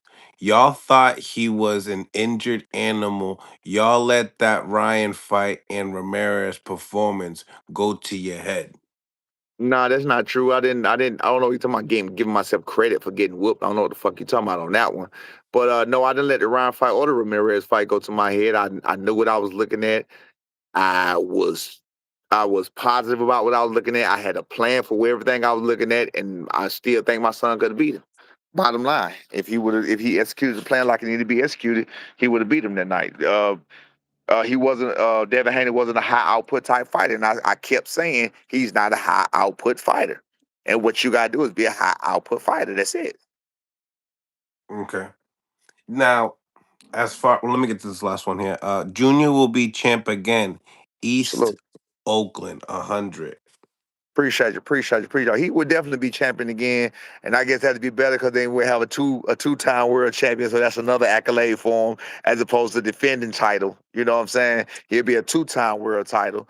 I mean, a world title holder. So that's all good. That's even bigger for the next, and maybe their story will meet again later, which I'm pretty sure will, because they're the same weight, around the same weight. So they'll meet again later. You know what I'm saying? Yeah. So I'm assuming you want Devin Haney to win the rematch of Ryan Garcia. Absolutely. He will. He will. Ryan Garcia's easy fucking work, but let's keep it real. He would have won. I told y'all that he would have won the first one. He would have won I the first one no if no, he but yo, we got Ryan saying that he Man, projected what. You come on, bro. tell me what you think about what Ryan said. Man, well, Ryan, listen, okay, just like I just said in my video, the people who talk shit are people who have not done what you've done. Now, this gonna piss people off. Ryan Garcia has not done what my son has done.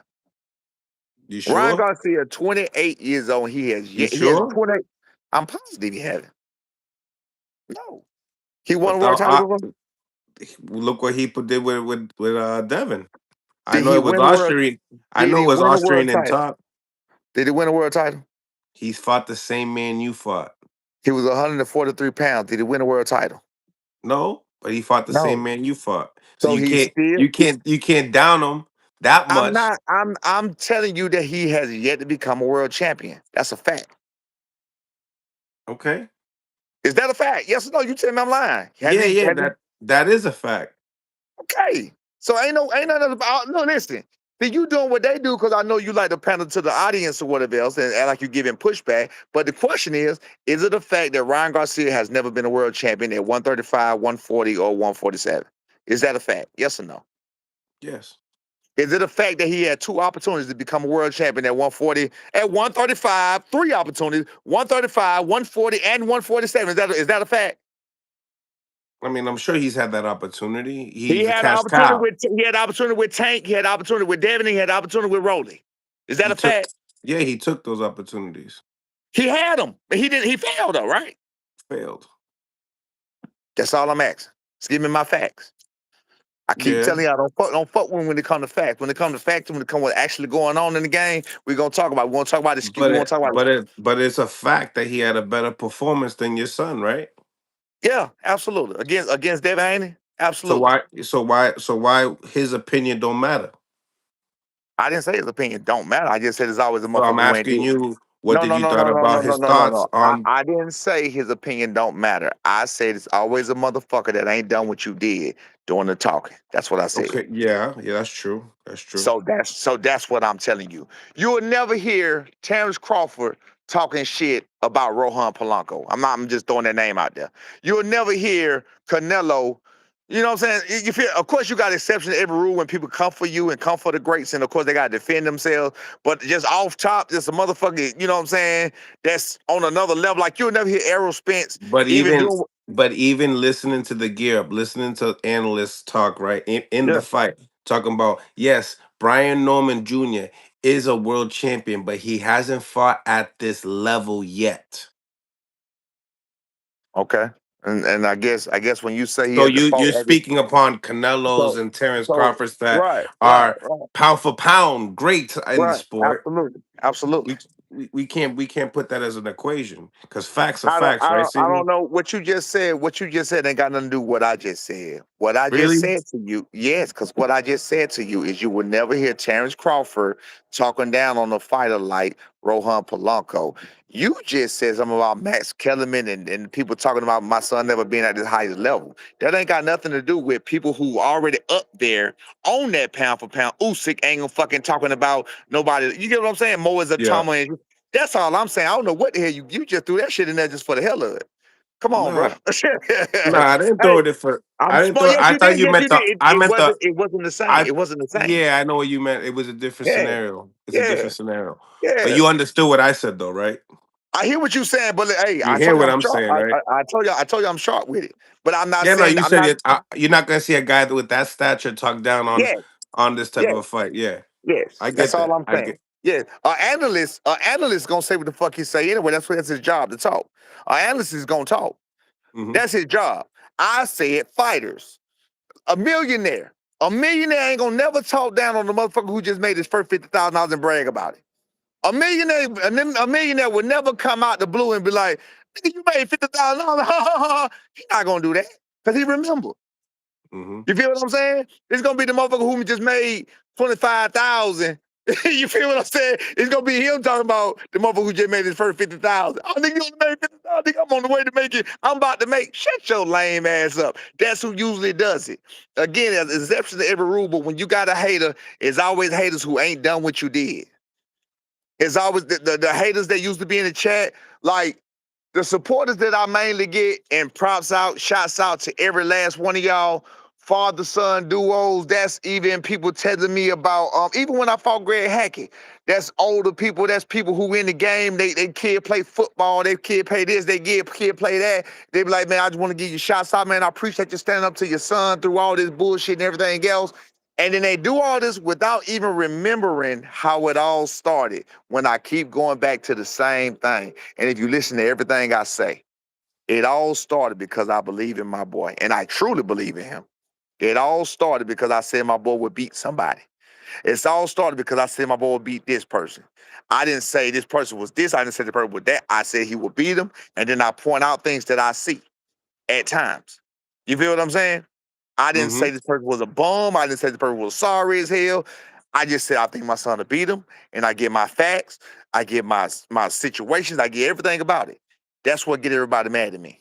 The man fans of those people get mad at me. The man fans of those people, man, you always talking shit. How dare you believe in your boy? Again, props out to the other motherfuckers that shit is unwavered. The confidence is unwavered. The confidence is unbroken. The confidence is not shooken. There was nothing in that fight that shook the confidence. You take out round two, it's nothing. That's why Turkey was probably mad. It's like, how the fuck you gonna sit here with this exciting ass fight and you got a man trying to fight you? Like, okay, you just hurt him. You know you can hurt him. You just hurt him in round two. Why the fuck when you go out here and take this motherfucker out? That's what I'm coming with my son with. That's the energy I got. You just hurt this nigga. What the fuck is you running for him from? Man, if you don't go beat his ass, that's how I'm coming. You feel what I'm saying? Different people got different mentalities. You got some people that's gonna say just because they're a Well, you fan mean of that like man. you mean round three he settled down? He didn't come at it Round again? 3, 4, I don't give a fuck what round it is. I'm going to say, you see you can hurt this man. You see this man you just dropped this guy. Get your ass back in there. Get that man this work. You feel what I'm saying? Look, he flat-footed, so you say. He flat-footed. Step around him. Do this, do that. Make him eat that shit over and over. That's what I'm going to do. That's the kind of coach I am. You should have I'm put not the in more kind of work. coach. I'm not the coach that meant that motherfuckers out there. Do what you do. We just need to get through this fight. I want you to steal this round. Step back out, pop, pop, pop, move, sit. No, go in there and get that motherfucking work. We buy that action. Um, That's why you got different coaches. That's why you got different scenarios. That's why you got different beliefs. People believe what they believe. They see what they see. It is what it is. You know what I'm saying? they said Ryan Garcia was Austrian stampede. These matters males. If not, the Olympic wrestlers, MMA fighters, bodybuilders, and power lifters would use them. Ryan that fought Rolly was weak. I ain't on all of that, whatever the case may be. I ain't got nothing to do with none of that shit. So I ain't bigging up now one of them. You know what I'm saying? I ain't bigging up now one of them. So I'm out of that conversation. I'm out of that decision. I already said what I had to say about that because I personally think Devin Haney could still beat him. And I've said that every single time. I said I think Devin Haney could still beat him, Australian or not. I've been said that. I've been said that shit before this fight. You feel what I'm saying? I said if he was such a good boxer, he got these elite feet, you know what I'm saying? He would have still beat him. That's what I said. Rohan versus Norman will be a Love great it. at fighting. Love it. And then if Brian beat him, what y'all gonna say? He beat another flat-footed fighter, right? That's all y'all gonna say. But that's Mm. fine. We'll take that. We'll take that until we get, because even Devin Haney wasn't showing no elite feet in there with Brian Norman Jr. Wasn't nothing elite about them damn feet. I kept telling y'all, there was nothing elite about the feet. It wasn't like he was stepping around, sidestepping shots and piecing them up. He wasn't doing nothing elite. Just like I didn't think he would do. It was exactly like I thought. The performance was exactly like I thought. Low output, a lot of holding, a lot of grabbing. The only person that didn't do what I needed him to do that I thought was Brian Norman Jr. That's it. Right, Devin Haney did exactly like I thought he would do. Exactly like everything I said he would do in every interview. Pop shots, low output jab, grab, hold. I said it. I don't see no elite feet. Nothing he did about that shit was elite. Nothing. But he won the fight. He a thief, and I'm not saying that in a bad way. He won the fight. He got the W. That's all it's about. That's what it is. You can't discredit that. The And best man won at congratulations. the end of the day. Yeah, he won. That's it. The best thing Devin do as a boxer. What do you think? Game planning at this point. I've been told you that. It's But game that's the planning. coaches, right? Yeah. You can give it that. Yeah. I mean, they put a lot of people around them. It's the game planning. Like I said, it's game. I told you even with what's his name? Regis Prograis. It's the game plan. I told you I came out in the start when he did that shit. It's a hell of a game plan. It's the game plan. So the best thing Devin do is stick to the game plan. That's the best thing that Devin does. He sticks to the game plan. I honestly don't think he got an elite jab. He don't use it enough to say it's elite. You feel what I'm saying? I don't think he does. He uses it. It's a good jab, but to say it's fucking elite, he don't use it. I think fucking Charlo got the best jab.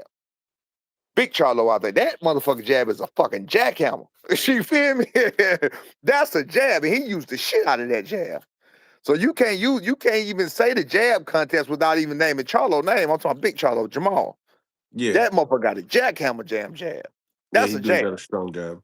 That's a fucking jab. You feel what I'm saying? So you can't say he got one of the best. He got the best jab in boxing. Not with Charlo out there. Not with him punching the motherfucker in the nose and punching the motherfucker in the face over and over and over and over again. Hell no. But it's a precise jab. It has a lot of speed Yeah. on it, and then you don't really know if it's the right hand, right uppercut, right hook coming at you at the end of the day, right? That type Who of who you want, Charlo? Devin. Devin got I an mean, tr- he ain't really throw no right. He don't really throw no right uppercut. He do that shit to short people. He ain't really do no shit like you. yeah. He You know how didn't. He long? didn't want to do it in this fight. Yeah, that's what I'm saying. You know how long he would have to throw that uppercut from you? That's Nah, not a nah. smart. I hear Yeah, you. yeah. You're gonna That's not fight smart. certain people a different way.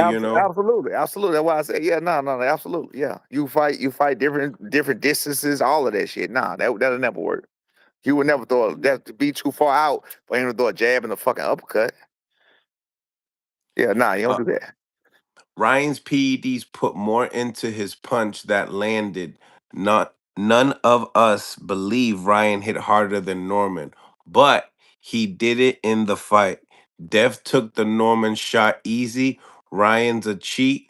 Can't look at that as a way of gauge.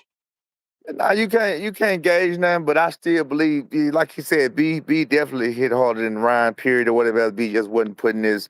He would, man. The mother, like I said, the motherfucker was hurting us. God damn it, my shit still hurt. He just had to put that shit together and make it do what it do. And there's no doubt in my mind he'll be back. He'll be back. He'll get pissed off. He'll get pissed off at himself. He'll get pissed off at his own performance, and he'll go back and he'll look at it and he ain't gonna go for that shit. So it is what it is. Like I said, it's a learning experience. It's not Facts. his what you call it, like people was thinking. Like, I got a lot of stuff because I was asleep. Like I said, man, I was a fucking recluse Sunday because I was just fucking like I was asleep like 12 hours. I was out of there. You So charging everybody that was battery. charging my fucking battery. Yeah. So everybody was I woke up to a lot of texts that I couldn't get back to. Well, like I said, I can't respond to y'all anyway. But each and every last one of y'all, I see you and I appreciate you. But anyway, so when the people were saying like keep your head up, no, our heads are up. B head is up. Thank you though. Our heads are up. B head is up. Our heads are not down. We are not waver. We are not faltering. We not around here like, man, damn, we fucked up. Nah, we not on none of that. You feel what I'm saying? Nobody else as young as B is doing what he doing right now. That's even trying to get these fights, is willing to take these fights, willing to accept these fights, and that's what we want to do. We said we want the best fights, win, lose, or draw. We say we want to prove that we're the best, win, lose, or draw, and that's what we're doing. You feel what I'm saying? That's against your boy. Hey, look. So if you want to say that question, then you want to ask that question. Well, that means y'all wasn't willing to fight. Yes, we're willing to fight anybody. You feel me? We're willing to fight anybody. That's it. Uh, Simple as that. will you consider getting training help for other great trainers to help Junior grow as a fighter? Question mark. No, To I'm improve good. his defense, especially. The thing about that is you can't say that if you've never seen his real deep. If you can't see what he really can do. So no, not right now. No, it's not. There's not nothing that I had him doing that he would. No, he just wasn't doing what he's supposed to do. That's it. What about if Junior wanted it? Would you still be cool with that? I don't think he would want it. I can't see him Okay. wanting it at all. Okay. Was Dev too fast? Question mark. Hell no. Hell no. At what? No. He didn't Ryan throw. knows. Okay. Go ahead. Go ahead. Ryan knows how to set up the left hook and throw the left hook when Haney jabs. That's true. He Yeah. does throw it when, he throws Yeah, it he in timed it. traffic. Yeah, he do. Yeah, he timed it. Threw it in traffic. Right. And that was another thing that B was supposed to do that he did do was throw Yeah, with for him, sure. punch with him. That's what I told him. I said punch. That's where the activity come in at. Punch with him. He would have to. He would literally have like a David would not punch when B was punching. He would literally, if he want to get some off, he would literally have to punch with you. You feel what I'm saying? But that's what he didn't do. But it's all good.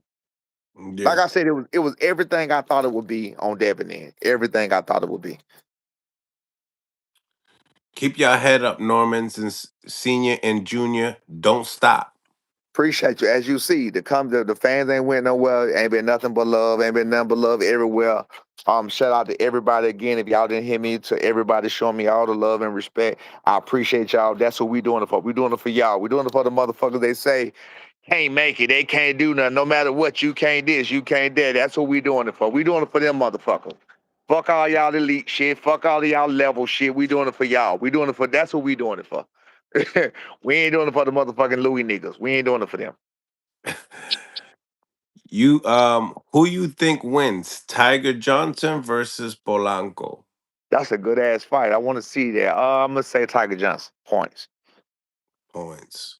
I'm gonna say Tiger Uh Johnson. Tiger is a good boxer. Tiger's a good boxer. I think Polanco is extremely flat-footed. I think you talk about power. I think Polanco thinks he hit harder than he do. I think Tiger Johnson will box the shit out of him. That's what mm. I think. Rohan versus Norman in Atlanta is a I would fire love it. fight. I would love it. I would love it. I would love it. I would love it. Yeah, but I think Tiger and Polanco probably got to be soon. Like, especially with them both being right at the WBO, doing what they're doing right there in the right there in the window. So, yeah, that kind of got to be next or soon. Yeah. I was If talking to if him. Tyron willing to, we're Tyron willing to cut one on or make skin the fat, see who's who, whatever else. You know what I'm saying? Yeah. But again, let me say this again in case y'all didn't hear this, and so he can hear this, and so his people can hear this. Kevin Newman, for one, I want to apologize for Kevin Newman. I was wrong. I made a mistake. Kevin Newman didn't talk no shit to me. I apologize. Kevin Newman is not a bum. Shouts out to Kevin Newman. Respect to his career. I hope he do great things in his career and he come all the way up. So shout out to Kevin Newman. I apologize to you, my brother. I ain't no lame ass motherfucker. I don't come at people that don't come at me. That's one thing I don't do. And I don't disrespect real boxers, especially when they don't deserve it. You feel what I'm saying? So shout out to Kevin Newman. Thank you to all our supporters. Thank you to the people giving us all the praise and all of the, the kind words. Thank you to all of y'all. We doing it for people like y'all. I appreciate all of that. That's what's up. We got 700 people on the live. Smash that like button. Double tap the screen if you on mobile devices. Junior been in the ring with Haney and Tank. Who Right, wins? right. Yeah, that's hard. That's hard. I gotta say this too. I'm glad I just thought about it. I gotta say this too though. I gotta say this. I gotta say this. I'm gonna say this multiple times. I'm gonna do a few interviews. I'm gonna let y'all know this because I'm gonna have to. This shit done changed me. And it done changed me in a bad way, not a good way. So I'm gonna have to stop this shit. You feel what I'm saying? I'm a person that what I was just talking about, it makes me look down on some people. I've never been that guy because I came from the bottom. Like I told y'all, I wasn't raised poor, but I made it to poor, and then I made it out of being poor, and I made it to a success. So, me going through all of those scales of life, I don't like talking down on nobody. This shit right here and talking to strangers and strangers saying all that fuck shit they say to me make me talk down on people. That ain't who I am. So I'm gonna have to stop this shit in a minute because I can't help but to roast your ass when you come for me. You feel what I'm saying? That's just I'm gonna do, and I'm gonna roast you So with come facts. right now. Come right now, cause Again, I'm gonna come for you with facts. I'm gonna come for you with facts, but I can't help to do that but roast your motherfucking ass. That's all I can do. And I think that's a negative type energy. I hate negative energy. I don't like. I'm an optimistic type person. I know that you put out what you get in. I mean, you know what I'm saying? You get back what you put out into the atmosphere, whatever else. And I'm sick of putting out this negativity in the atmosphere, even though, these people talking that shit to me. So I'm gonna move out the way in a minute, and I'm gonna let y'all do y'all little shit, and I'm just gonna do because it don't matter to me anyway. For the people that we reached, and for the people that we inspired. For the people that we reached and inspired, shouts out to you. I'm always here for you. We gonna keep doing what we're doing. We're gonna keep going for you. We're gonna keep doing all of that. But for myself, in my own peace of mind, you feel what I'm saying? I'm gonna have to let that shit go a little bit, whatever, because it be negative and I be seeing red sometimes. You feel what I'm saying? And I'm too old to be out here seeing red. I'm so serious. You feel me? I'm about that action in real life. I'm so serious. I'm really about that action in real life, and that's what pisses me off. Is don't nobody fuck with me in real life. Don't nobody talk to me in real life. Just like somebody that Bill Haney shit. And nobody ever said fuck my mama in real life. You feel what I'm saying? People don't talk to me in real life like this. I don't get that kind of respect. I will walk and talk. Anybody y'all see me? Anybody see me in New York? Anybody see me in Vegas when I was at the fights? Nigga, I'm walking by myself and I'm walking big and tall. I'm walking with my head high and the motherfucker, my chest poked the fuck out, walking like I walk. And ain't nobody gonna say shit to me. A motherfucker from Philly came up to me with the cameras on one night thinking he gonna try me. Nigga, get what I did? Step right to his fucking nose. True story. Like I told you. You ain't gonna. That's what you gonna get out of me. So I don't even need to be putting that kind of energy out there. I don't need that energy coming back in. I'm fucking 46 years old. You feel what I'm saying? I don't need to be none of that. I don't need to be fighting no motherfucking body. I don't need to be on none of that shit. You feel what I'm saying? I got grandkids. I got grandkids and shit. You feel me? I got 4 damn grandkids. I don't need to be on none of this shit. It's time me let all that bullshit go. Or rest easy. I'm gonna do what I do, but I'm gonna come talk my shit for a minute. I'm gonna let all y'all know what I'm doing. That y'all ain't ran me no motherfucker way. I'm gonna do this shit for my own peace of mind because I don't like looking down on people. I don't like talking down on people. I think we all can be great. I think y'all just some hoe ass niggas the one that want to pull the other ones down. That's it. But go on to read the shit so I can flame a few of them. Yo, you funny as Oh my, hell. hey, listen, then what I do, I don't mind flaming niggas, nigga. It's fun. It's fun, but god damn it, it's not a good energy type thing. You know what I'm saying? Especially Mm, to be that way at all times. It's just not a good energy type thing. You know, so I try to be positive. You feel me? mm-hmm. Let's Mm-hmm. get it. Is fighting Xander at 154 pounds for the WBO an option? No, no, we're not going to 154 at all until be ready till he get done with 147. We're not gonna be the ones doing the up and down type situation. We ain't going there until we're ready for that. And when we're ready for that, we're gonna go there. We're gonna do what we do there, and that's it. Um, and this one right here, we forgot about this one. Junior been in the ring with Haney and Tank. Who wins? Oh, no, I didn't hear the question. I heard you say that. You said who wins? Yeah, I don't want to answer the question. I know the answer, but I don't want to answer that question. you don't want to Y'all gonna answer hate me. Y'all gonna hate me if I answer that question right now. for real. Well, you know what? No, maybe fucking not. No, I can't answer that question. I can't answer that question. True story. Let's I go. can't answer that question.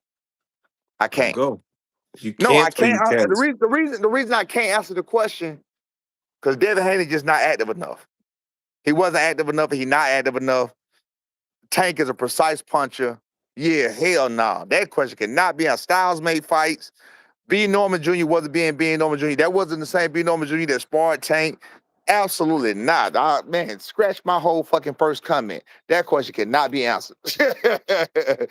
B was a beast in there with Tank. B was B when he was in there with Tank. He was letting them motherfucking things fly a lot when that Tank in there with Tank. Um,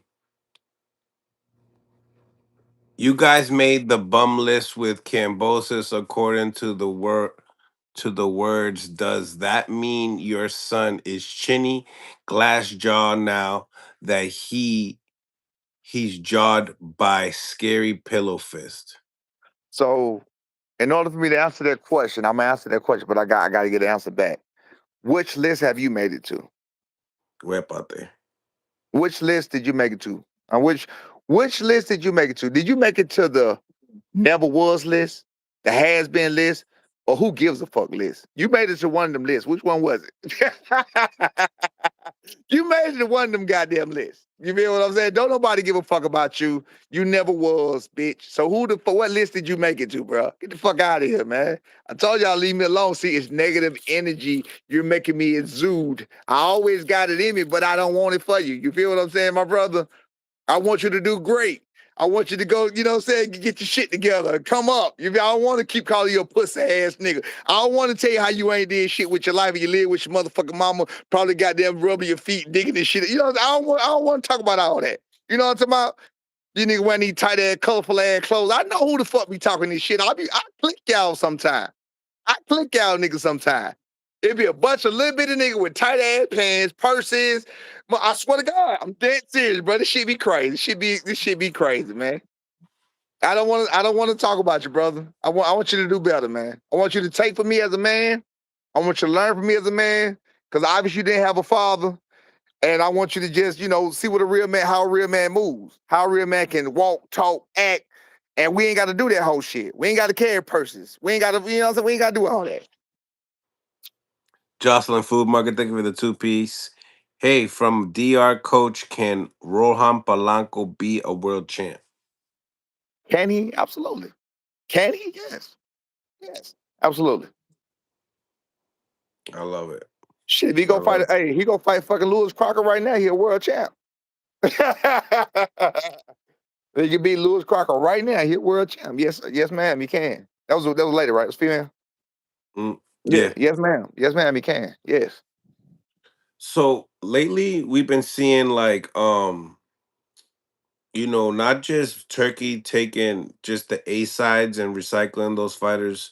He's also taking some of the guys that lost too on the B side. Not saying Right. that you was the B side or anything like that, but you And know I what was I mean. actually we was actually the A side by definition.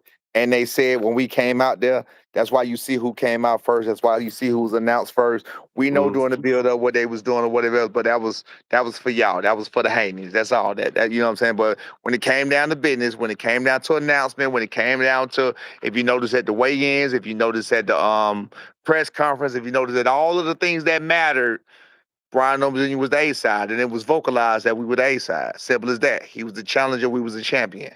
But what you saying? What you asking me? What we So also the question is that do you feel like you'll be back on a card again? Because like he even said to Sam Noakes like, yo, we want to see you fight again.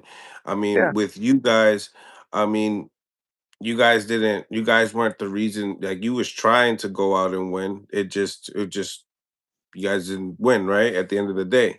yeah. I mean, that's a good question because Brian Norman Jr. was trying to fight. He was And trying to get the and match. that question also, you gotta look at Yeah. the list that they put together Yeah. too. You And, know what and I'm and that saying? means a lot. That means a lot because that list is controlled by Turkey. A lot of people don't know You, that. you know what I'm saying? That list is literally controlled by Turkey. So I'm guessing Turkey might want to fight because he like exciting fights. I'm thinking Turkey might want to fight like Brian Norman Jr. and Santillan, a fight like Brian Norman Jr. and Rohan Polanco. I'm guessing he would want to fight like that. You know what I'm saying? And we would be definitely be willing to welcome him to a fight like that. Absolutely. Yeah, or even at Stan Jonas, that they number That's what three. I meant. I meant Staniona, not Santillan. Not Santillan. I'm sorry. I meant Right. Staniona. I always get them too confused. So if I ever say Santillan, I mean Staniona, just so y'all know. But I mean, unless I'm talking about former opponent, if I'm talking about somebody to fight, it's always gonna be Staniona, it's not Santillan. Right. Right. Um, you had can you admit you gave Junior the wrong game plan? Absolutely not. He didn't do the game plan. He didn't come up. He Follow didn't the game plan. follow the yeah. He didn't follow the game plan. So absolutely not. The fuck are you talking about? You ain't been listening, or you just chapped on? No, I did not give him the wrong game plan. That's why I was trying to Sometimes get him people to lock. tap in late too. That's why I was trying to give him motivation to get him like, are you locked in? Are we here? Like, nigga, we going home with this motherfucker belt. I need you to get your shit together. He knew what the game plan was. The game plan was very simple. And I don't think that Devin Haney gave him nothing different to look at all. At all. Nothing. He didn't give him no motherfucking extreme step back combination where he did it, pop poop, pop poop. He didn't give him nothing extreme to look at. And that's why Turk was upset. He's upset with his performance because he want action. Nobody want to see you come out there on the biggest motherfucking stage and just motherfucking and just breeze through and win a fucking fight. We want to see blood, nigga. We want to see guts. Although he did get blood from Brian Norman Jr., so congratulations on that from what he did or whatever. But they want to see a real fight. They want to see motherfuckers engaging. You feel me? Yeah, it. You could see that Devin didn't want to get hit at all in the fight. That's why he came out really squeaky clean. And He looked like he was going to the yeah, club. yeah, and that's the craziest thing about it. The crazy thing about it is, like I said, round two, you showed you can hurt Brian Norman Jr. Then after you showed you can hurt Brian Norman Jr., you were about to get in the hell on and grabbing and holding. When you showed you can hurt Brian Norman Jr., you showed it. You showed that you got the power to hurt. You showed you got the power to fight at welterweight. Everybody see that. Now go ahead and give us what the fuck we want. You feel me? Go ahead, man. Go ahead, look alive. That's what I'm gonna tell my son. Nigga, look alive, nigga. Shit, look alive. There's reasons why people, clinch, right? Break Yeah, rhythm, slow down the right, time, right, right, tired. There right. was also times that your son did. When your son did it, do you feel like it was a stamina Mm, thing? no, he does it in sparring sometimes because it becomes a he wasn't tired at all. He did it. He do it because he do it in sparring sometimes because it becomes a fucking habit. It becomes a routine, and I hate that shit. It's like a You up. don't Here we like the go. referee needing to break shit up. Right. That's what we needed. It's a routine. It's a routine. It's a routine, and I hate that And, shit. I hate. and Yeah. yeah, because me and you talked about this. I don't know if you Yeah. remember in the lead up, that depending on what type of style of referee you're gonna Right. get. Right. Right. Are you prepared to fight on the clinch? Make Yeah. it dirty, do those type of things. Well, Like well, we really expected, the fight. again, we knew that was coming, but it was supposed to be a stiff arm between, boom, before he got there. And we wasn't getting that. That's all. We knew he was gonna do that. We knew exactly what he was gonna do. That's why I was like he can't hide. That's why when I say you can't hide inside the ring, that's what I meant by hiding inside the ring. That's what he did. That's what I was talking about. When I said I know he gonna do, he was gonna smother him. I knew what he was gonna do. That's what I was talking about. I had a game plan for all of that. The game, I mean, it is what it is, though. You know what I'm saying? It is what it is. We ain't making no excuses. We gonna get that get back. Simple as that. And the get back will be bigger. Mm. Mr. Bordy, thank you for the 5 piece. If Turkey give one time a contract or more coming back, peace. He said, what now? He said, Come out. Mr. Keep that. Mr. Birdie, he says, if Turkey give one time a Keep that. contract, so I'm thinking Keith Thurman, Keep yeah, that. Yeah. or more coming back, peace. I don't know if it's a question or what it is. I don't Statement. get it. I Yeah. don't understand, yeah. Yeah. If he didn't follow the game plan, then lights was too bright for Junior.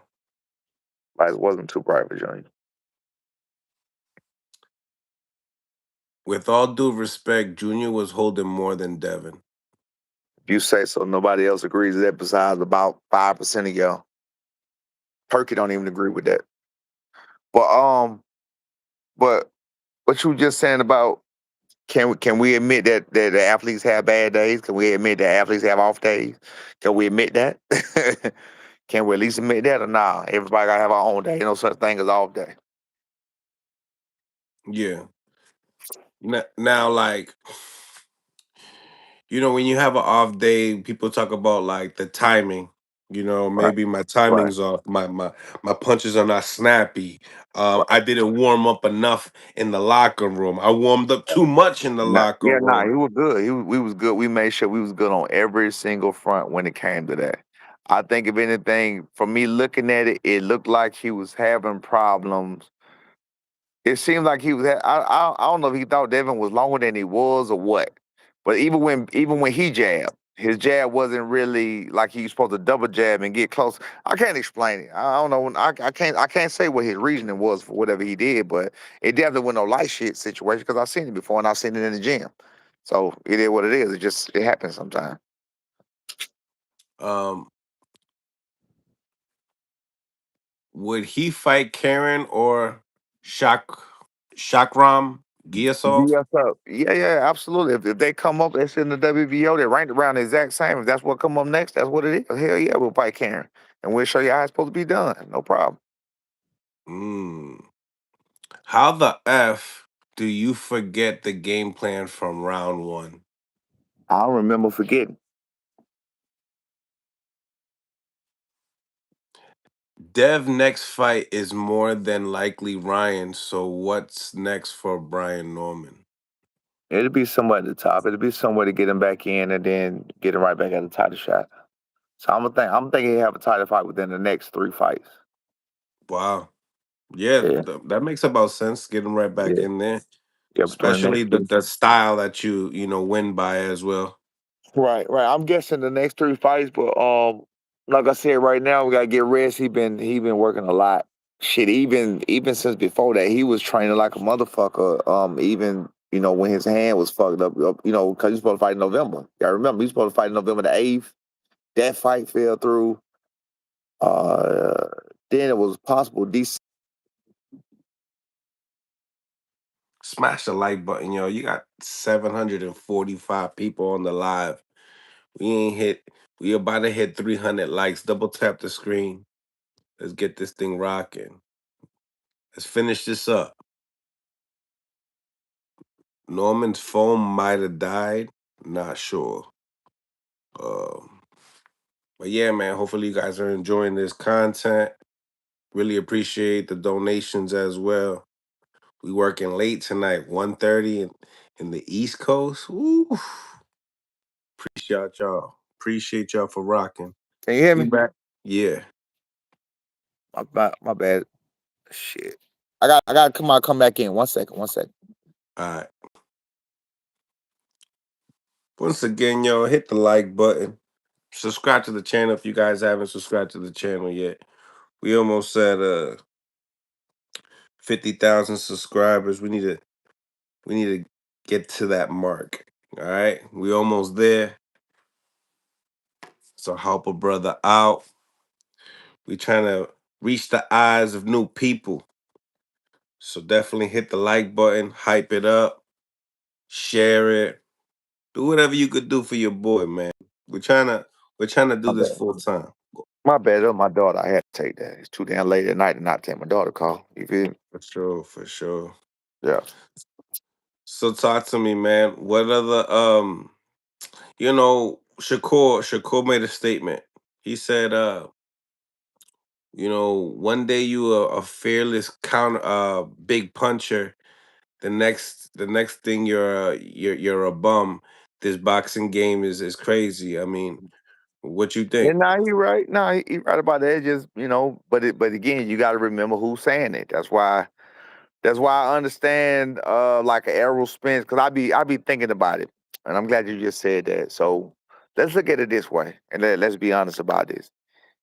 A lot of people have been right here where Brian Norman Jr. at. Devin Haney has been right here with Brian Norman Jr. at, or worse, with Ryan Garcia fight. Shakur was right here with De Los Santos fight. I'm talking about the Walk of Shame, whatever you want to call it. You feel what I'm saying? With De Los Santos fight. Who else? Who else? Who else just did it? Who else? Shit, Floyd was there when he got caught by Shane. I mean, you have a lot of people that end up in that spot. You feel what I'm saying? Giovanni Santillon when he got knocked out by B.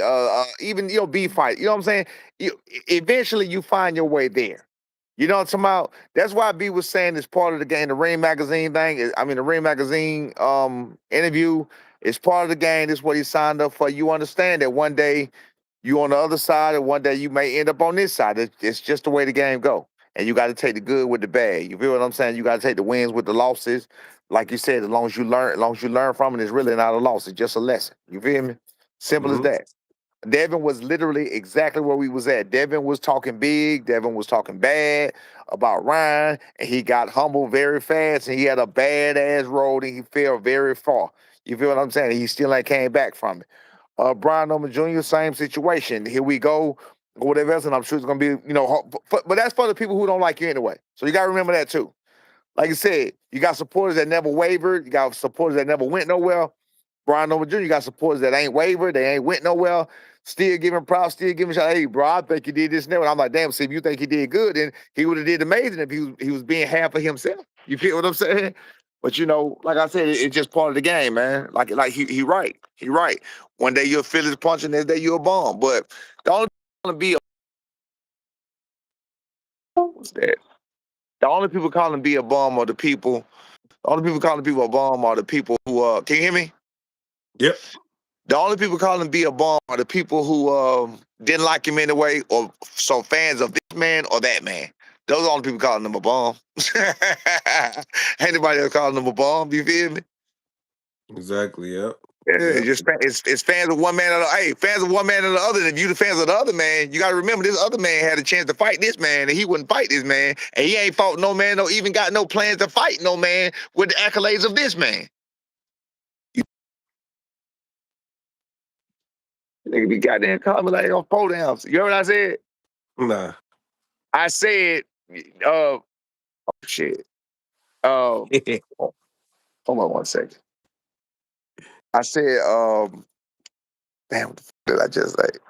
I said that one motherfucker, the motherfucker you talking about, the fans of this man, the man you talking about had the chance to fight that man, but would not fight this man for whatever reason, and has no plans within the next 1, 2, or 3 fights of fighting anybody with the accolades nowhere near that man. Think about what I'm saying. Within the next 3 fights, the accolades that man fought, that we just fought, your man ain't got no plans to fight nobody with those accolades in the next 3 fights because there's nobody in that place for them to even fight there. You feel me? What do you mean? Like there's nobody in the division that There's he could fight? nobody in the division with the accolades of the guy Or he we got just him on? fought. There's Yeah. nobody in the division with serious period. There's nobody in the division with the accolades of the guy we just fought. Period. No question, no nothing about it. Nothing. There's nothing you can say about it. It's top. It's the top at the end of the day. It's the top. That's right. Elite. Elite, baby. Elite. Brian Norman number 2. That's it. Elite. Hey, can you do me a favor and read the definition of elite? He said, Just do that yeah. for me. All right, but let me read this one out here. Y'all underestimated Devin I did. that he got no power. BS. I did. True story. Again, I admitted that. I admit that as a man. I told you that. Yeah. And then also, you got to remember. So admitted that he got no power, and also he caught B at the right time. So he called him early. He called him with a good shot early before before he ever got hit with anything else. So it's really almost the first shot he got hit with that caused that. You know what I'm saying? So that's why I say early. He didn't get hit with no other shots besides that I could think of that was notable. Besides that shot before the one in the second round. Yeah. Get this one here. Norman Sr., your son throws his left hook real low and real short, question mark. That's a question? I Brian Norman mean, Sr., your son throws his left hook real low and real short. I mean, hooks are there's 1,000 hooks. There's 1,000 hooks between here and there. So there's a lot of hooks. A lot of variations to the hooks depending on where the person at, and the way you turn it over depends on where the person at. You just gotta know what you're doing. When he tried to finish Cuevas, he threw it too short and got caught. Same thing versus Sasaki. And when he traded hooks with Dev, his hook was too short. No, not necessarily. I think the one with Cuevas when he talking about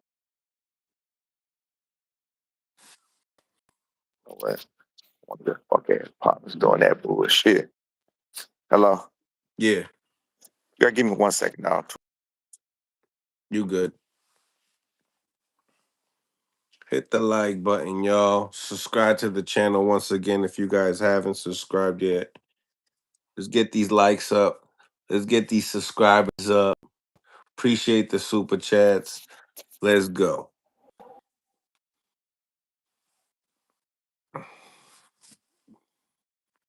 Norman's connect. Norman's getting calls like crazy.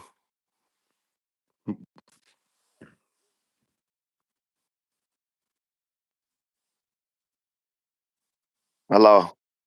What's up? And then that's why I have to stay off this shit too much because one of your bum ass viewers calling me. Really? I already know they is. Pussy ass niggas. And that's what I'm saying. You see the shit I got to talk. You see where I got to talk like this? I don't want to call nobody no bum. You know what I'm talking about? Why I want to do that?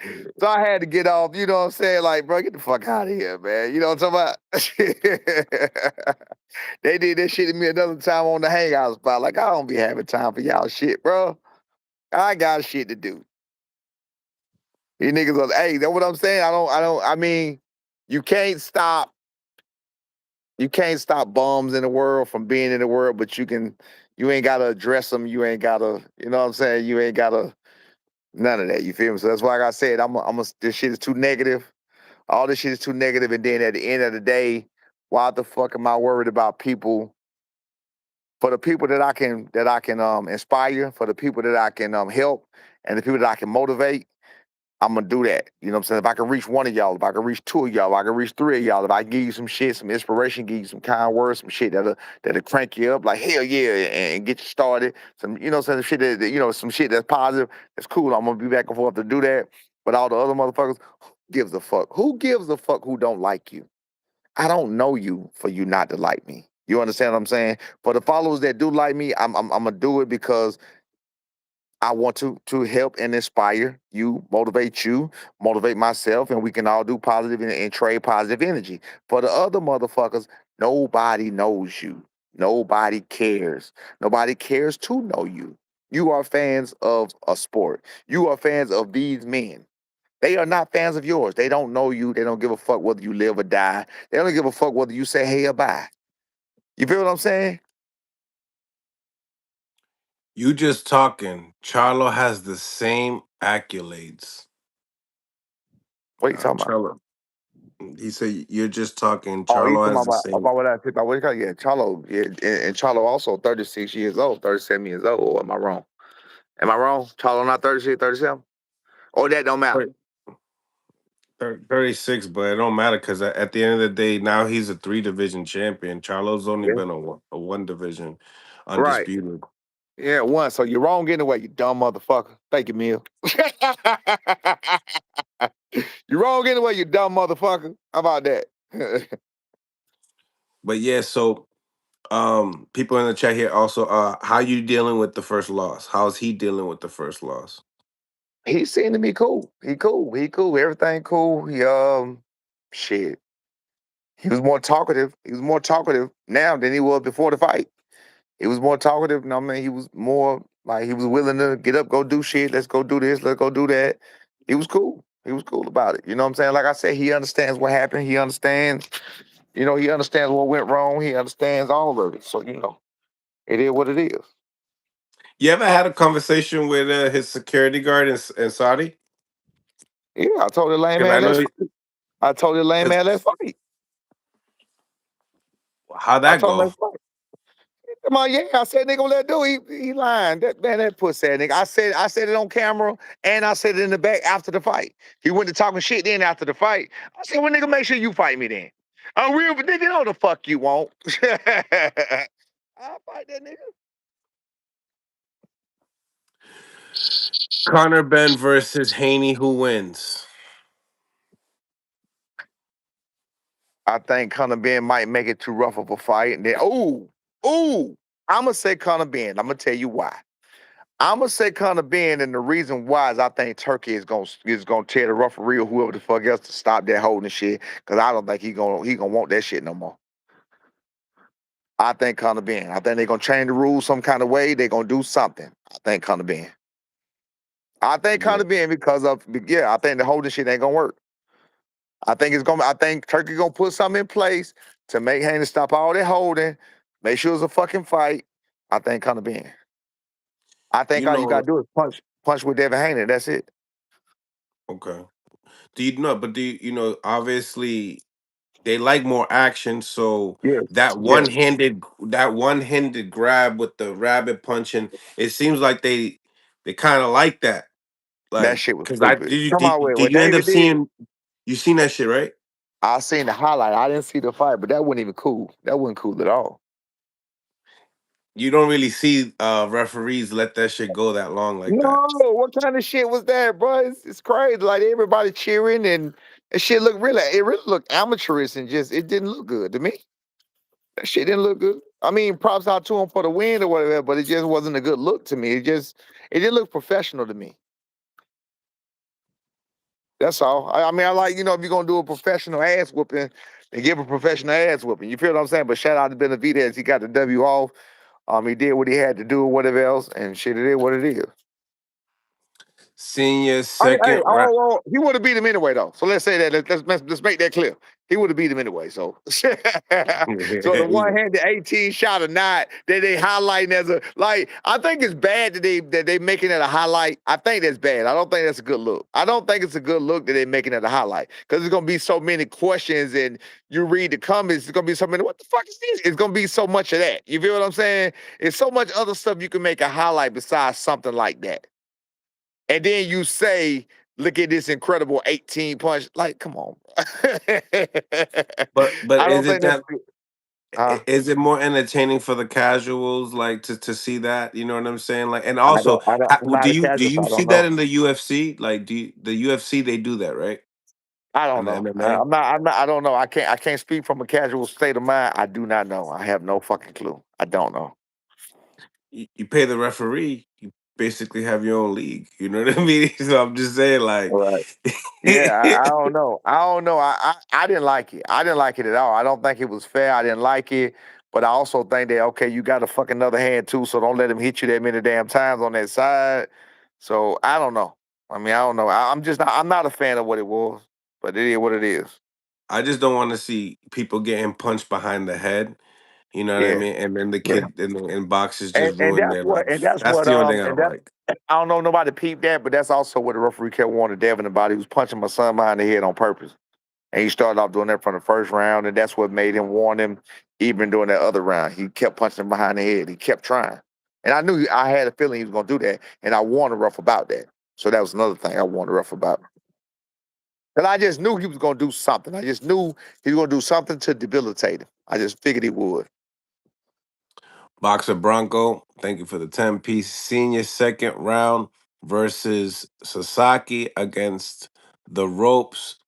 The took too short when he hurt Cuevas the first time and then ran to him. Hook too short, seriously. Look into that, not even hating. I bet it on y'all. So it looked like I that was, appreciate it. I appreciate you betting on that, but I hear what he's saying. I understand what you're saying. yeah. Overall, though, being in Saudi Arabia and the fights there, they were talking about that being like the Vegas, that our new Vegas. What do you think? They had the atmosphere. They had the atmosphere during the build up. They had it. They had it. But like the fans in the arena, it was dead. When it was like You I see, said, it was maybe 20, might have been 2,000, 2,500. It wasn't that many people in there. but they're Yeah, not energetic like us American not fans. that, Like they no, not don't. at all. He don't know. That shit would have been all the way live, man. No, no, no, no. I mean, but he the one putting the money out. I don't even understand. I'm trying to understand it. And I figured I would see a lot of them in there. So I don't even understand why he trying to. I don't know. I don't know what he. I don't know. I don't know what the take is on that. Like, because you would think, are you bringing the entertainment for your people or what? Because if you're bringing it for the people, then it should have been jam packed. You know what I'm saying? And it wasn't jam packed. So that means a whole lot of them didn't show a whole lot of interest. They did have interest though. Like when we drove down the street, motherfucker were hanging out the window all the way to the airport. Motherfucker were hanging out the window and shit, yelling at us and shit. Somebody, yeah, all kind of shit. So they did have some people, some fans and shit. My son face was on the side of the truck. So they did have some fans and shit or whatever else, but I think he's just trying to bring light to Riyadh and Saudi Arabia, period. Just like Japan, I want to say, we've been lied to. They got damn near zero crime. Saudi Arabia, Riyadh at least. I don't know about the other cities. Riyadh. Did y'all see my stories? You see some of my stories and shit? Not lately. Not lately, but bro, they got damn near zero crime. I asked them. Mm. Damn near zero crime. And y'all know what the fuck we been told. Y'all know what we know. Riyadh. I don't know about the other cities. They told me the other cities might be a little rougher. Riyadh in particular, nothing but fucking money. Nothing but money. Nothing but money. Amazing money. Mansions everywhere. Fucking, I found some other shit last night before I left. Yeah, like between midnight, like 2, 3 o'clock in the morning, I went walking. I found some other shit. I ain't even feeling that shit. That shit is money, money, man. They just got money. Money, money. I'm talking about money. I ain't talking about play. What could Norman do better in the rematch? Be himself. Be himself. To be honest, I think Karen beats your son easy with his footwork being so good. Boots would have destroyed your son. I happy they didn't fight. Damn. To be honest, you think that because a Karen that nobody knew, a Karen that beat nobody before your guy, that Karen that beat nobody after your guy, that still ain't fought nobody but your guy. Of course you're gonna feel that way because his best competition was your guy. He didn't beat nobody else. He even had losses. He even already had a loss. Just so you know. He didn't beat nobody. Karen didn't beat nobody. He still ain't beat nobody. Still. His last two fighters, I think they had 14 fights. One had 14 to 15 fights, and the other one had like same 14, 15 fights. Nasty word. The same Mm, thing, the same amount of fights as your guy last opponent. I think he had 15. mm. What we talking about? I done told y'all to leave me the fuck alone. I'ma cook you with facts every time. They're not gonna leave you alone. Here I'm it cool. is. Again, that's why I got to remove myself out of certain situations because I'm gonna have to keep calling these niggas bums. I'm gonna have to keep telling how they losers, how you ain't shit. I'm gonna have to keep telling them about how you eating goddamn saltine crackers, how you finna go do DoorDash and make a little bit of cash. I got to tell them all of that shit. You feel what I'm saying? I'm gonna have to keep doing it. I don't want to talk about the DoorDashers. I don't mind motherfuckers going to do DoorDash and make a little money, but don't be doing DoorDash and make a little money, then stop and talk shit to me. You feel what I'm saying? Don't be going to live with your mama or going to call your mama and say, Mama, can you unlock the door? And then get on here when you got to go. Hey, man, I ain't got no Wi-Fi. You got to make Wi-Fi to make a fucking call. Then you come on here and talk shit to me when you go on your mama Wi-Fi. Boy, get the fuck out of here, man. See, don't come with that. You feel what I'm saying? Because I'm going to cook y'all motherfuckers. Leave me alone, bro. Leave me alone. Because that's all it is. Those are the people who talking. I told you that. It's not going to be your regular, everyday Smo Joe, doing what they do and everything else. And then you'll hear niggas, I see niggas in the comments tomorrow, I own this, I own that. And I go to their goddamn page. Bro, they be the crazy, be young ass motherfuckers in front of torn down apartments and shit. Yeah, okay. I bet you own some shit. If Garcia loses to Barrios, could Ryan be next or no? I love it. I want it. I love it. I want it. Love it, want it. Let's remember, Ryan is a flat-footed fighter too, though. So you got to think there aren't too many. That's why it was so important of us to beat a Devin Haney who didn't even use elite feet. Because I didn't. I mean, it was what it was. But that's why it was so important to beat him because that's what y'all think he is, an elite boxer. Because y'all say I don't even know what kind of step and make a fucking elite to y'all. To me, y'all just making that shit up. But you know, Ryan damn sure ain't got no elite feet. He damn sure flat footed. So like I said, everybody else in the division you talking about is flat footed. Barrios. So y'all say flat footed, come for a fighter. Ryan. So y'all say flat footed, come for a fighter. Polanco, flat footed, come for a fighter. Giovanni Santana, flat footed, come for a fighter. Stanionis, flat footed, come for a fighter. So what the fuck are we talking about? What are we talking about? You feel what I'm saying? I hear you. I hear you. Man, when you think Norman gonna be back in the ring? Next year, sometime April, May, he got to take a break. Maybe March, some shit like that. It depends on what it, what they come with. Top rank still high on them. We talk to them.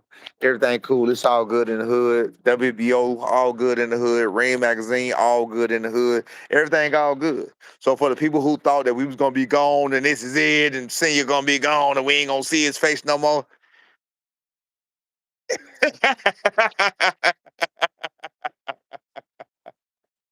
For all of y'all that said Senior gonna be gone, we gonna shut this nigga up.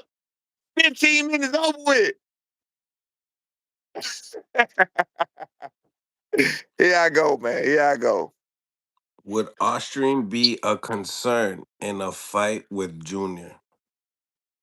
Ain't none of that shit a concern to me. No. That ain't up to me. Yeah.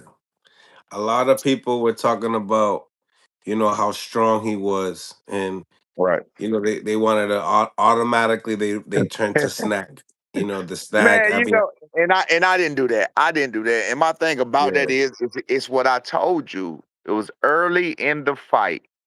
A shot was landed early in the fight in the second round. If you get hit early and you're not acclimated to the power, you got to get used to the power before that happens. You feel what I'm He saying? learned. He learned with Ryan. Exactly. Exactly.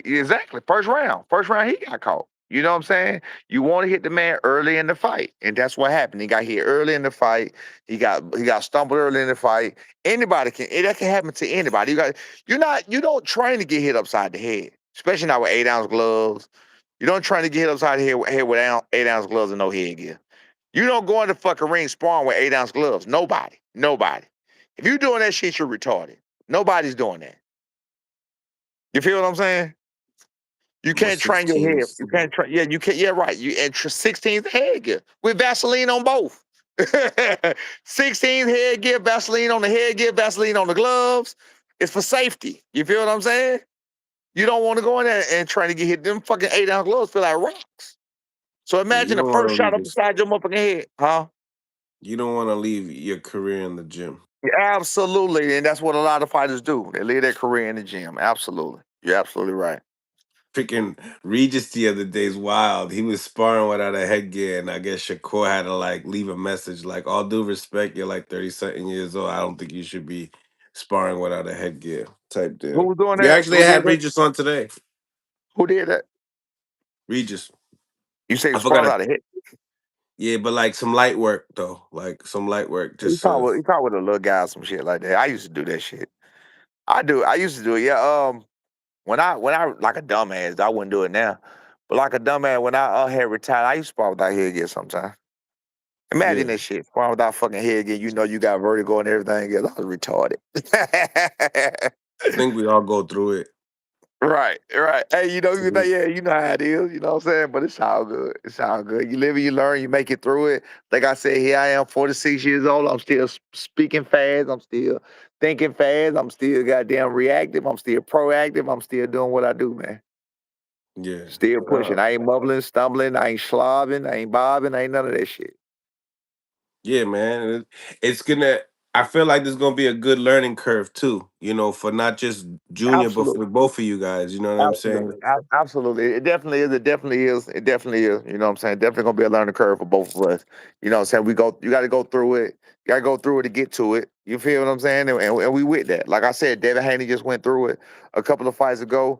We going through it right now. I mean, different people go through it. You feel me? Canelo going through it with Terrence Crawford. You know what I'm saying? When he lost with Terrence Crawford, like everybody's on the walk of shame list from time to time, whether it be from a good shot, whether it be from a bad performance. You feel what I'm saying? Whatever it is, everybody's on that walk of shame. Hell, even your boy from Philly went through it with Cameron fight. Everybody goes through it. Everybody goes through it when they on that receiving end of all the criticism, all of the shit where shit reposted, shit being said here and there. Everybody's on that receiving end. No matter what, no matter who you are, no matter how famous you are, everybody's been on that receiving end. That's it. Yeah. No, for sure. Yeah. That's definitely for sure. I had I had a fucking question, but I just lost it in my head real quick. Oh man, you old man. You old man. You gotta get it together, man. You gotta get it Nah, together. don't do that to me. It's more like it's two. It's more like it's 2 o'clock in the morning. The shit. I know it, This, right? I know it. Hey, my bad, my bad. I had some shit. That's why I came to the shop. I had to help somebody out, man. I had to go. So I just got back in town, man. Somebody needed my help. Damn, I was in distress, man. You know me, man. I'm a good guy, man. So I had to go. I had to go. You know what I'm saying? Help out. Do what I do. It is what it is. did getting acclimated to the time shift affect Junior? No, we didn't have to get acclimated. We was acclimated the very first day. The very first day we got there, we trained at 2 o'clock in the morning from 2 to 4. We trained that same night because we were still on East Coast time and we fought on East Coast time. We never had to change anything. Nothing. There was no difference. That's what I'm saying. We don't need nobody to give us excuses or think it was this and think, don't give us shit. We got it. Don't tell me what we were supposed to do and this and that, whatever. I tell you what, let me ask you a question. Abdullah Mace went out there and did phenomenal. He got out there he got there a day after we did or a day right before. Or the day we did. Yeah, Somebody same else thing. got there even later than and they got the win. I can't remember who it was. It was people getting all over the goddamn place. You feel me? Yeah, yeah. It's And got just and got and got the win with no problem. yeah. What did you think about Abdullah Mason's performance? It was a painful thing to watch. It was a hurtful thing to watch. I mean, as a fighter fan, as a fight fan, as a fighter, no, as a fight fan, I love it. As a fight fan, is hell yeah, it's blah blah blah. But being a retired fighter, me being a father of a son that's a fighter, me knowing the dangers of boxing, I didn't like it at all. I ain't gonna lie to you. I liked it as a fan. I did not like it as a fighter. I did not like it as a coach. I didn't like it as that for Abdullah. He too young to be taking them kind of fights. You get what I'm saying? And I think that Sam Nose was so straightforward that he could have made it a lot easier. You feel what I'm saying? I think he's just such a dog and he's such a, you know what I'm saying, he's such a badass and he believe in his skills and his power, which we all do, that he wanted to get him out of there. He wanted to just make it an exciting fight. And it was shit. That was potential fight of the year. That's how you Mm. get them. That's how you get them. That's how you get them potential fight of the years. That's how you get them. But unfortunately, when you get those Gotti Ward type situations and those Hagler Hearns type situations, somebody takes a lot of damage. And I think that both of them took a lot of damage because they both took a lot of shots. For Abdullah Mason, thankfully, Noakes took the worst of it. You feel what I'm saying? But god damn, man, he's too young for that shit. I don't like that. I definitely hope he don't do that shit again. You feel me? Like motherfuckers talking about when it was going on, people in the room, they was like, man, this need to be a rematch. I was like, no, the fuck it don't. No, sir. Hell nah, man. But proud of Abdullah Mason, man. I think he's the youngest champion in boxing at 21 years old. Stablemate, proud of Abdullah Mason, man. Congratulations, Abdullah Mason, but don't do that shit no more. Make that shit easy because he has all the fundamentals in the world to make that easy. We've seen it. Sam Nose was straight fucking forward. He has all the tools in the world to make a Sam Nose fight a easy fucking fight. But I don't know if he wanted to go power for power. I don't know. You know what I'm saying? I don't know if he wanted to go blow for blow to show he was. I don't know what that was about, but he got the win. He got the W. It was a great fight, great action fight. I'm sure Turkey loved that kind of shit. You know what I'm saying? So I'm sure Turkey and the other fans, we was in the back. I'm sure all of them love that. Now those are the kind of fights that people love, but at the same time, you got winners and losers in those fights. And I think and those, unfortunately, those are the kind of fights that take a little bit of time off you right there. It take a little bit of time, just a little bit of time off your career. You know what I'm saying? And being that young, he not even fully developed yet. Me personally, I wouldn't like it, that type of fight, but he did a great job. Body work was fucking phenomenal. Like, it's so many good things I can say about the fight, so many good things I can say about what he did. But of course, what stands out to me as a coach and the father, I just didn't like all the shots that he was taking. That's it. Yeah, yeah. Um, Obviously, Haney most likely will move up a weight division. Maybe see Boots, maybe not. But you've been able to, you know, have Junior share the ring with both of them. What do you think if they matched I up? think he'll beat Boots. And you know why I think he'll beat Boots? Because he'll do the same fucking thing. I think he would definitely beat Boots. I thought about that shit that night. I said, this nigga beat Boots. They would come up with a game plan and they would beat Boots. No lie. I'm not saying it's gonna be an ugly fucking fight. It's gonna be an ugly fucking fight. It's gonna be a grab and hold type session. They will find a way to beat Boots. I do believe that. Yes, Mm. I do. I do. I thought about that. I already thought about that. I thought about that. What I is already it? thought about that. Huh? What is it? Because Styles made fights. Like I said, he's gonna grab him and hold him. He gonna sneak a shot, steal a shot. He gonna find a way to fucking do that. He gonna find a way to try to steal some shit or whatever else. Mm. But I don't get a nigga in the game plan. It is what it is. But I can see him finding a way. I'm not gonna say he definitely gonna do it. I can see him finding a way to do it. Let me put it that way. So I'm not gonna say he gonna do it. I can see him finding a way to do it. Definitely Mm. not out of the question. Now, hey, it was out of the question for me before our fight, before I saw what he did or whatever the case may be. Out of the question. I thought Boots would have killed him. You feel what I'm saying? Definitely out of the question, whatever. But being that he willing to grab, hold, do whatever the fuck it is he need to do to win the fight, steal this, steal that, and then the judges might be in his favor depending on where the fuck he at. It's not out of the question now. So change my answer back then. I don't know, but it's just not out of the question. Talent wise, I think Boots will beat him. I think Boots will beat the hell out of him. Talent wise, though. Mm. You feel Okay. what I'm saying? So yeah, like if you take Boots blow for blow, punch for punch, and shit like that, he'll beat the hell out of him. But as far as can he actually get in that ring and win a 12 round fight against Boots, it's a possibility. Yes. Um, as far as that fight, I mean, you would think it would be a close fight. I don't know.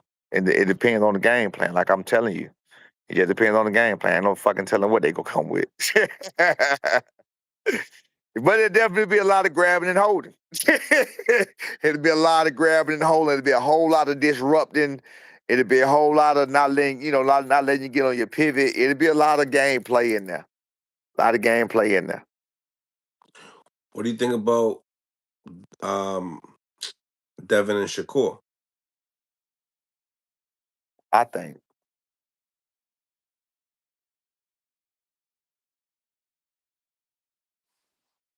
I think that's an ugly fight. It's an Ugly? ugly fight.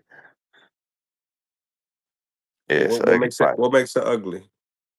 Shakur is a little shorter or range, I guess, punch. So that's right up his alley when it comes to punches, where he be willing to trade punches with him. So with me thinking of that notion, I can see him throwing more punches with Shakur. With Shakur being so defensively responsible, I can see maybe, him catching and maybe grabbing. I just see that as an ugly fight. I don't see that as an action type fight. I don't No, see you that don't as see that as a I chess don't see that. match. I guess, yeah, you would have to call it a chess match. Absolutely. Hell yeah. A ugly chess match. Yes. An Definitely. ugly chess match. A ugly ass chess match. Yeah. Cause Mm. Shakur sometimes, and that's just going back to Jameer Herring fight and even with Zapata, not Zapata, Jameer Herring, and I'm gonna say Oscar Diaz. What's his name? Oscar Jojo Valdez. Oscar Valdez. Oscar Valdez. With Jameer Herring and like Oscar Valdez, the performance and how he was pressing it with that kind of shit. Him knowing him have that in him. You know, it's hard for me to forget that kind of shit. So you just never know who gonna show up and what's gonna show up and what style gonna show up for this particular fighter. You feel what I'm saying? But I can just see it being an ugly chess match. That's all. I don't know who will win that fight. Okay. Okay. Um Richard Young, Norman, did Norman did more holding than Haney did, to be real. Okay. Okay. Apparently Turkey out of sheet don't think so. Yeah, I was listening to that. So, they asked him what did Turkey think about the fight, and he said no comment. Yeah. So Eddie so Hearn. so so so Buddy, whoever the fuck just said that. I guess the man who put the fight on don't think so. How about that? Hmm. No, yeah, absolutely, absolutely. That was something there. And then if you think that Haney and Tio, like, do you feel like Tio never really had a shot? He'll beat T.O. ass. Easy, He'll easy beat work. T.O. ass. Easy work. Easy Mm. work. T.O. is easy work because T.O. is the perfect type of fighter for Haney. Easy work. He will throw more punches with T.O. He got the range and the reach on T.O. Easy work for T.O. I mean, T.O. is easy work for Haney. Easy work. No doubt. No question. I think T.O. is, yeah, he easy work for Haney. Definitely. Him and T.O. and Stevenson is more of a that's more intriguing fight for me. You know what I'm saying? You know, like I say, styles make fights. That fight would be more intriguing for me of how it would go. But Haney and T.O., you fuck him up. He might knock his ass out. Yeah, he'll fuck Um, T.O. up. what's your reaction to you know, Richardson Hitchens talking about, I told you guys it was easy work. You know, And I already told you. You know, I already said that. not We just went over that. Go ahead. Go not ahead. not not that's not the question. Okay. Antoine Russell put a comment saying, I think he called him a pussy or a bitch or some shit, and saying, I beat you 4 times, and why don't you fight me, something like that. And he Well, said, what did he say? you don't got a big enough name. Thank you. I didn't know he said that. You whole ass nigga. You mean to tell me Brian Norman Jr., the unknown motherfucker that everybody saying ain't shit, and George Cambosis, and who the other motherfucker he just be, bro? So they Liam got a bigger Paro. name. They got a bigger Liam Park. They got a bigger name to get, bro. He a hoe. I told you that. Thank you, bro. You just gave me all that ammunition I need. He say he ain't got a big enough. See, listen. The beautiful thing about a pussy motherfucker like Richardson Hitchison, the beautiful thing about a pussy motherfucker like Richardson Hitchison is he does it to himself. Nobody likes him. Nobody likes him. Nobody in the boxing game respects him. Nobody respects nothing he doing. Nobody respects nothing he's saying. Nobody believes him. Nobody believes him. Africa, African warrior. You are a disgrace to a fucking African warrior. You are a African bitch. School days, you are a African booty scratcher, mother sucker. You feel what I'm saying? You a bitch. I'm so glad you just told me that Gary Antoine Russell said that shit. He said you ain't got a big enough name. He just pinned himself as the biggest pussy ever. So Gary Antoine Russell, a champion in your division that everybody's calling for the fight of, ain't got a big enough name, but you want Brian Norman Jr., the nigga that just stepped on the scene a year or two ago? That's who you want? The 24-year-old, the 25-year-old that just stepped on the scene? That's who you want? Not the motherfucker who beat you 4 times in the amateurs or whatever the case may be, where you literally have a history just like Ryan Garcia and Devin Haney did, fought 6, whatever the fuck. But now your whole ass don't want to, he ain't got big enough. Nobody respects him. I'm glad that Gary Antoine pressed him on that. Nobody respects him, bro. Nobody respects him. Yeah, man. And New York champions, like, yo, you call them out, they want you. They want you. And Except that New York champion. Except that one. He a hoe. He a disgrace to New York. He a disgrace to fucking Africa. He a disgrace to his fucking nickname, Africa. Like, nigga, you a disgrace to the Hitchens families at this point, nigga. You just need to go sit the fuck down somewhere. Just go, look, you're 28 years old. Your notable fight is fucking George Cambosis, a nigga that just got beat up by everybody. Not by everybody. Bro, just go the fuck away. Go find some of the, nigga, go get on the scooter somewhere, scoot your little happy ass on down the street. Nobody respects you, Richardson. Nobody respects you, bro. Nobody believes you. You talking about this big ass fight you finna name, nigga. You finna come out and fight some nigga like, Oscar Duarte. He'll fight somebody that already been beat. Somebody just come. He'll fight somebody. He'll fight somebody that ain't nobody thinking about. I heard he could have And you know fought he was talking shit Keyshawn. about you, right? You know he talking shit about you, right?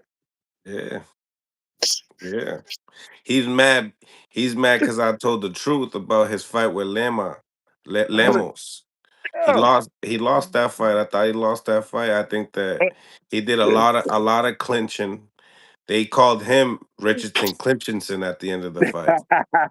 You know what He a I hoe, mean? man. I kept Again, it people real. You people can't like that are hold. easy. You can't be number two on the IBF and not want to fight Super Matias. Like you gotta be, how we do it over here. Like so if you don't want to come over here because we're gonna ask you those questions, then I mean I don't know what to say. You know what I'm Man, saying? look, listen. You don't need to come on People, Mill City Boxing. That's people, fine, but you're gonna end. The pressure's gonna come, and if you relevant, the top guys are gonna be talking about you, and that's just how right, it's gonna be. right. People like him are easy to dismiss and easy to. They easy. They easy. They just. It's just funny he keep getting these No, but he platforms, and went. then He didn't. He didn't talk shit about me. He crashed out on yeah, live. I That's heard what it. happened. I heard it. I heard I'll it. But play. that's. I'll play it for the I people heard it. because Yeah, I heard it. Yeah. Hey, listen, it listen. was The good thing. nasty work. But listen, here go the good thing about people like him is we get to watch that shit in plain sight. And guess what? And when you go to the comments, guess what people doing? Laughing at him, telling him how much of a pussy he is, telling him how scary he is, telling him how he running from everybody. These are his people. You feel what I'm saying? Don't nobody respect no fucking Richardson. The nigga got 20 fights at 28 years old, and he been in the game longer than my son. Come on, bro. You just had the white man come save your motherfucking ass, give you a shot. You win the goddamn thing, and then you show no loyalty to the white man. And you run the goddamn go find some other shit. Man, get the fuck out of here. Ain't nobody studying him. And I don't even like the white man that he dealing with. So ain't nobody think about Richardson Hitchens, man. I Go would. ahead and play. Yeah. Go ahead and play. I thought you How? can play. I think it's on my other phone. To be real, Oh. I think it is. Let me hold on. Let me check it one more time. Yeah, I think it's on my Hey other man, phone. let me ask you a question. You ain't Yeah. finna be chopping this shit up for 17 days, because this is a long ass goddamn interview. Nah, fucking for the rest of the week. For the rest of this week. For the rest of this week. One time for the one time. Hey, look, that's good so they can still see. Damn, see, you still out here? Yep, I'm still out here, motherfucker. 5 days a week. Here I go. See, you still talking shit. Yep, here I go. Still talking shit. Man, if you want to play that, you can play. But other than that, I got to get the hell on, man. I'm getting my tired right now, man. Nah, me too. Me too. Let me just read these super chats because I can't find the All right. joint. But we'll All do it right. another day.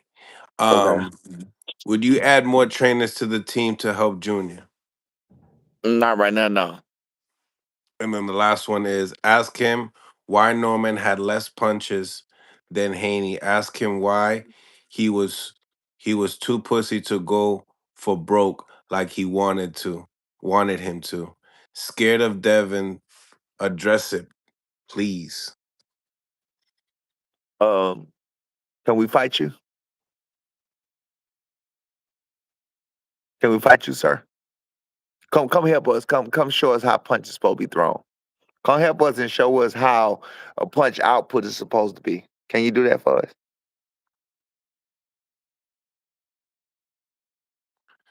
Junior will win another strap sooner than later for sure. For sure. For sure. And the one that came up with the clenching name. Clenching name. Oh, he said he the one. He say I'm the one. He probably say I'm the one that came up with the clinching name. Richardson clinches. Yeah. Yeah, the trap be a trip sometimes. It be like, look, cause like sometimes I be like, fuck the comments, but then on some stuff I read the comments and bro, they be so fucking funny, man. I be like, these motherfuckers are legendary. But shit, yeah, no, it can make your day for real. Yeah, that shit. Yeah, some of the comments I'm not even read that shit. And some comments I read, I'm like, well, what the fuck? They just be, hey, they be legendary, man. Big facts. Well, coach, Yeah. man, it's getting late. We'll get some Z's. Let Appreciate me you for say this. tapping Let in. me say this again for the third time. I apologize to Kevin Newman. Kevin Newman didn't say shit wrong to me. I apologize to your brother. Props out to you and your career. I love your coach, Roy Jones Jr. That's my dog. I hated to go at you because of Roy Jones anyway. So I really appreciate you not talking shit so I don't have to go at you because of Roy Jones. I wish you never but much success in your career and keep doing what you're doing. Salute to all our fans and followers that been sending me all the love and all the messages. I'm getting every last one of them. I cannot respond to every last one of y'all, but I do appreciate it. I promise you, I got every last one of them. I read every last one of them. Trust me. I appreciate you. I can't respond though. You feel what I'm saying? It's too goddamn much. All right. But I really do appreciate y'all. I do see them. Thank you. Uh, to the haters, y'all said we don't have supporters. We still got supporters. They're still riding for the Norman team. Everybody see what's going on. Everybody know that wasn't the Brian Norman they used to seeing. We will be back. We still number 2 in the Ring magazine. You want to show them again or it's gone? It's gone. You want to show them again? Number That's two, not Rain good. Number 2, Rain magazine. We still in the ranks. We still in talks, baby. We a name now. We here. We ain't going nowhere. We here to stay. All right, but I'm gonna holler at you later on, man. Appreciate you, my man. All right, big You dog. already know. All right. Good night. Brian Norman, number 2 in the Ring magazine. Salute to everybody in the live. Appreciate the support. We got over 750 people on the live. Really appreciate it. All the donations, always appreciative. But we did a lot of work today. We'll be back on it tomorrow. We got interviews with Rashidi Ellis, Tiger Johnson, and some more people. But once again, God bless and on to the next. All right. Good night, y'all.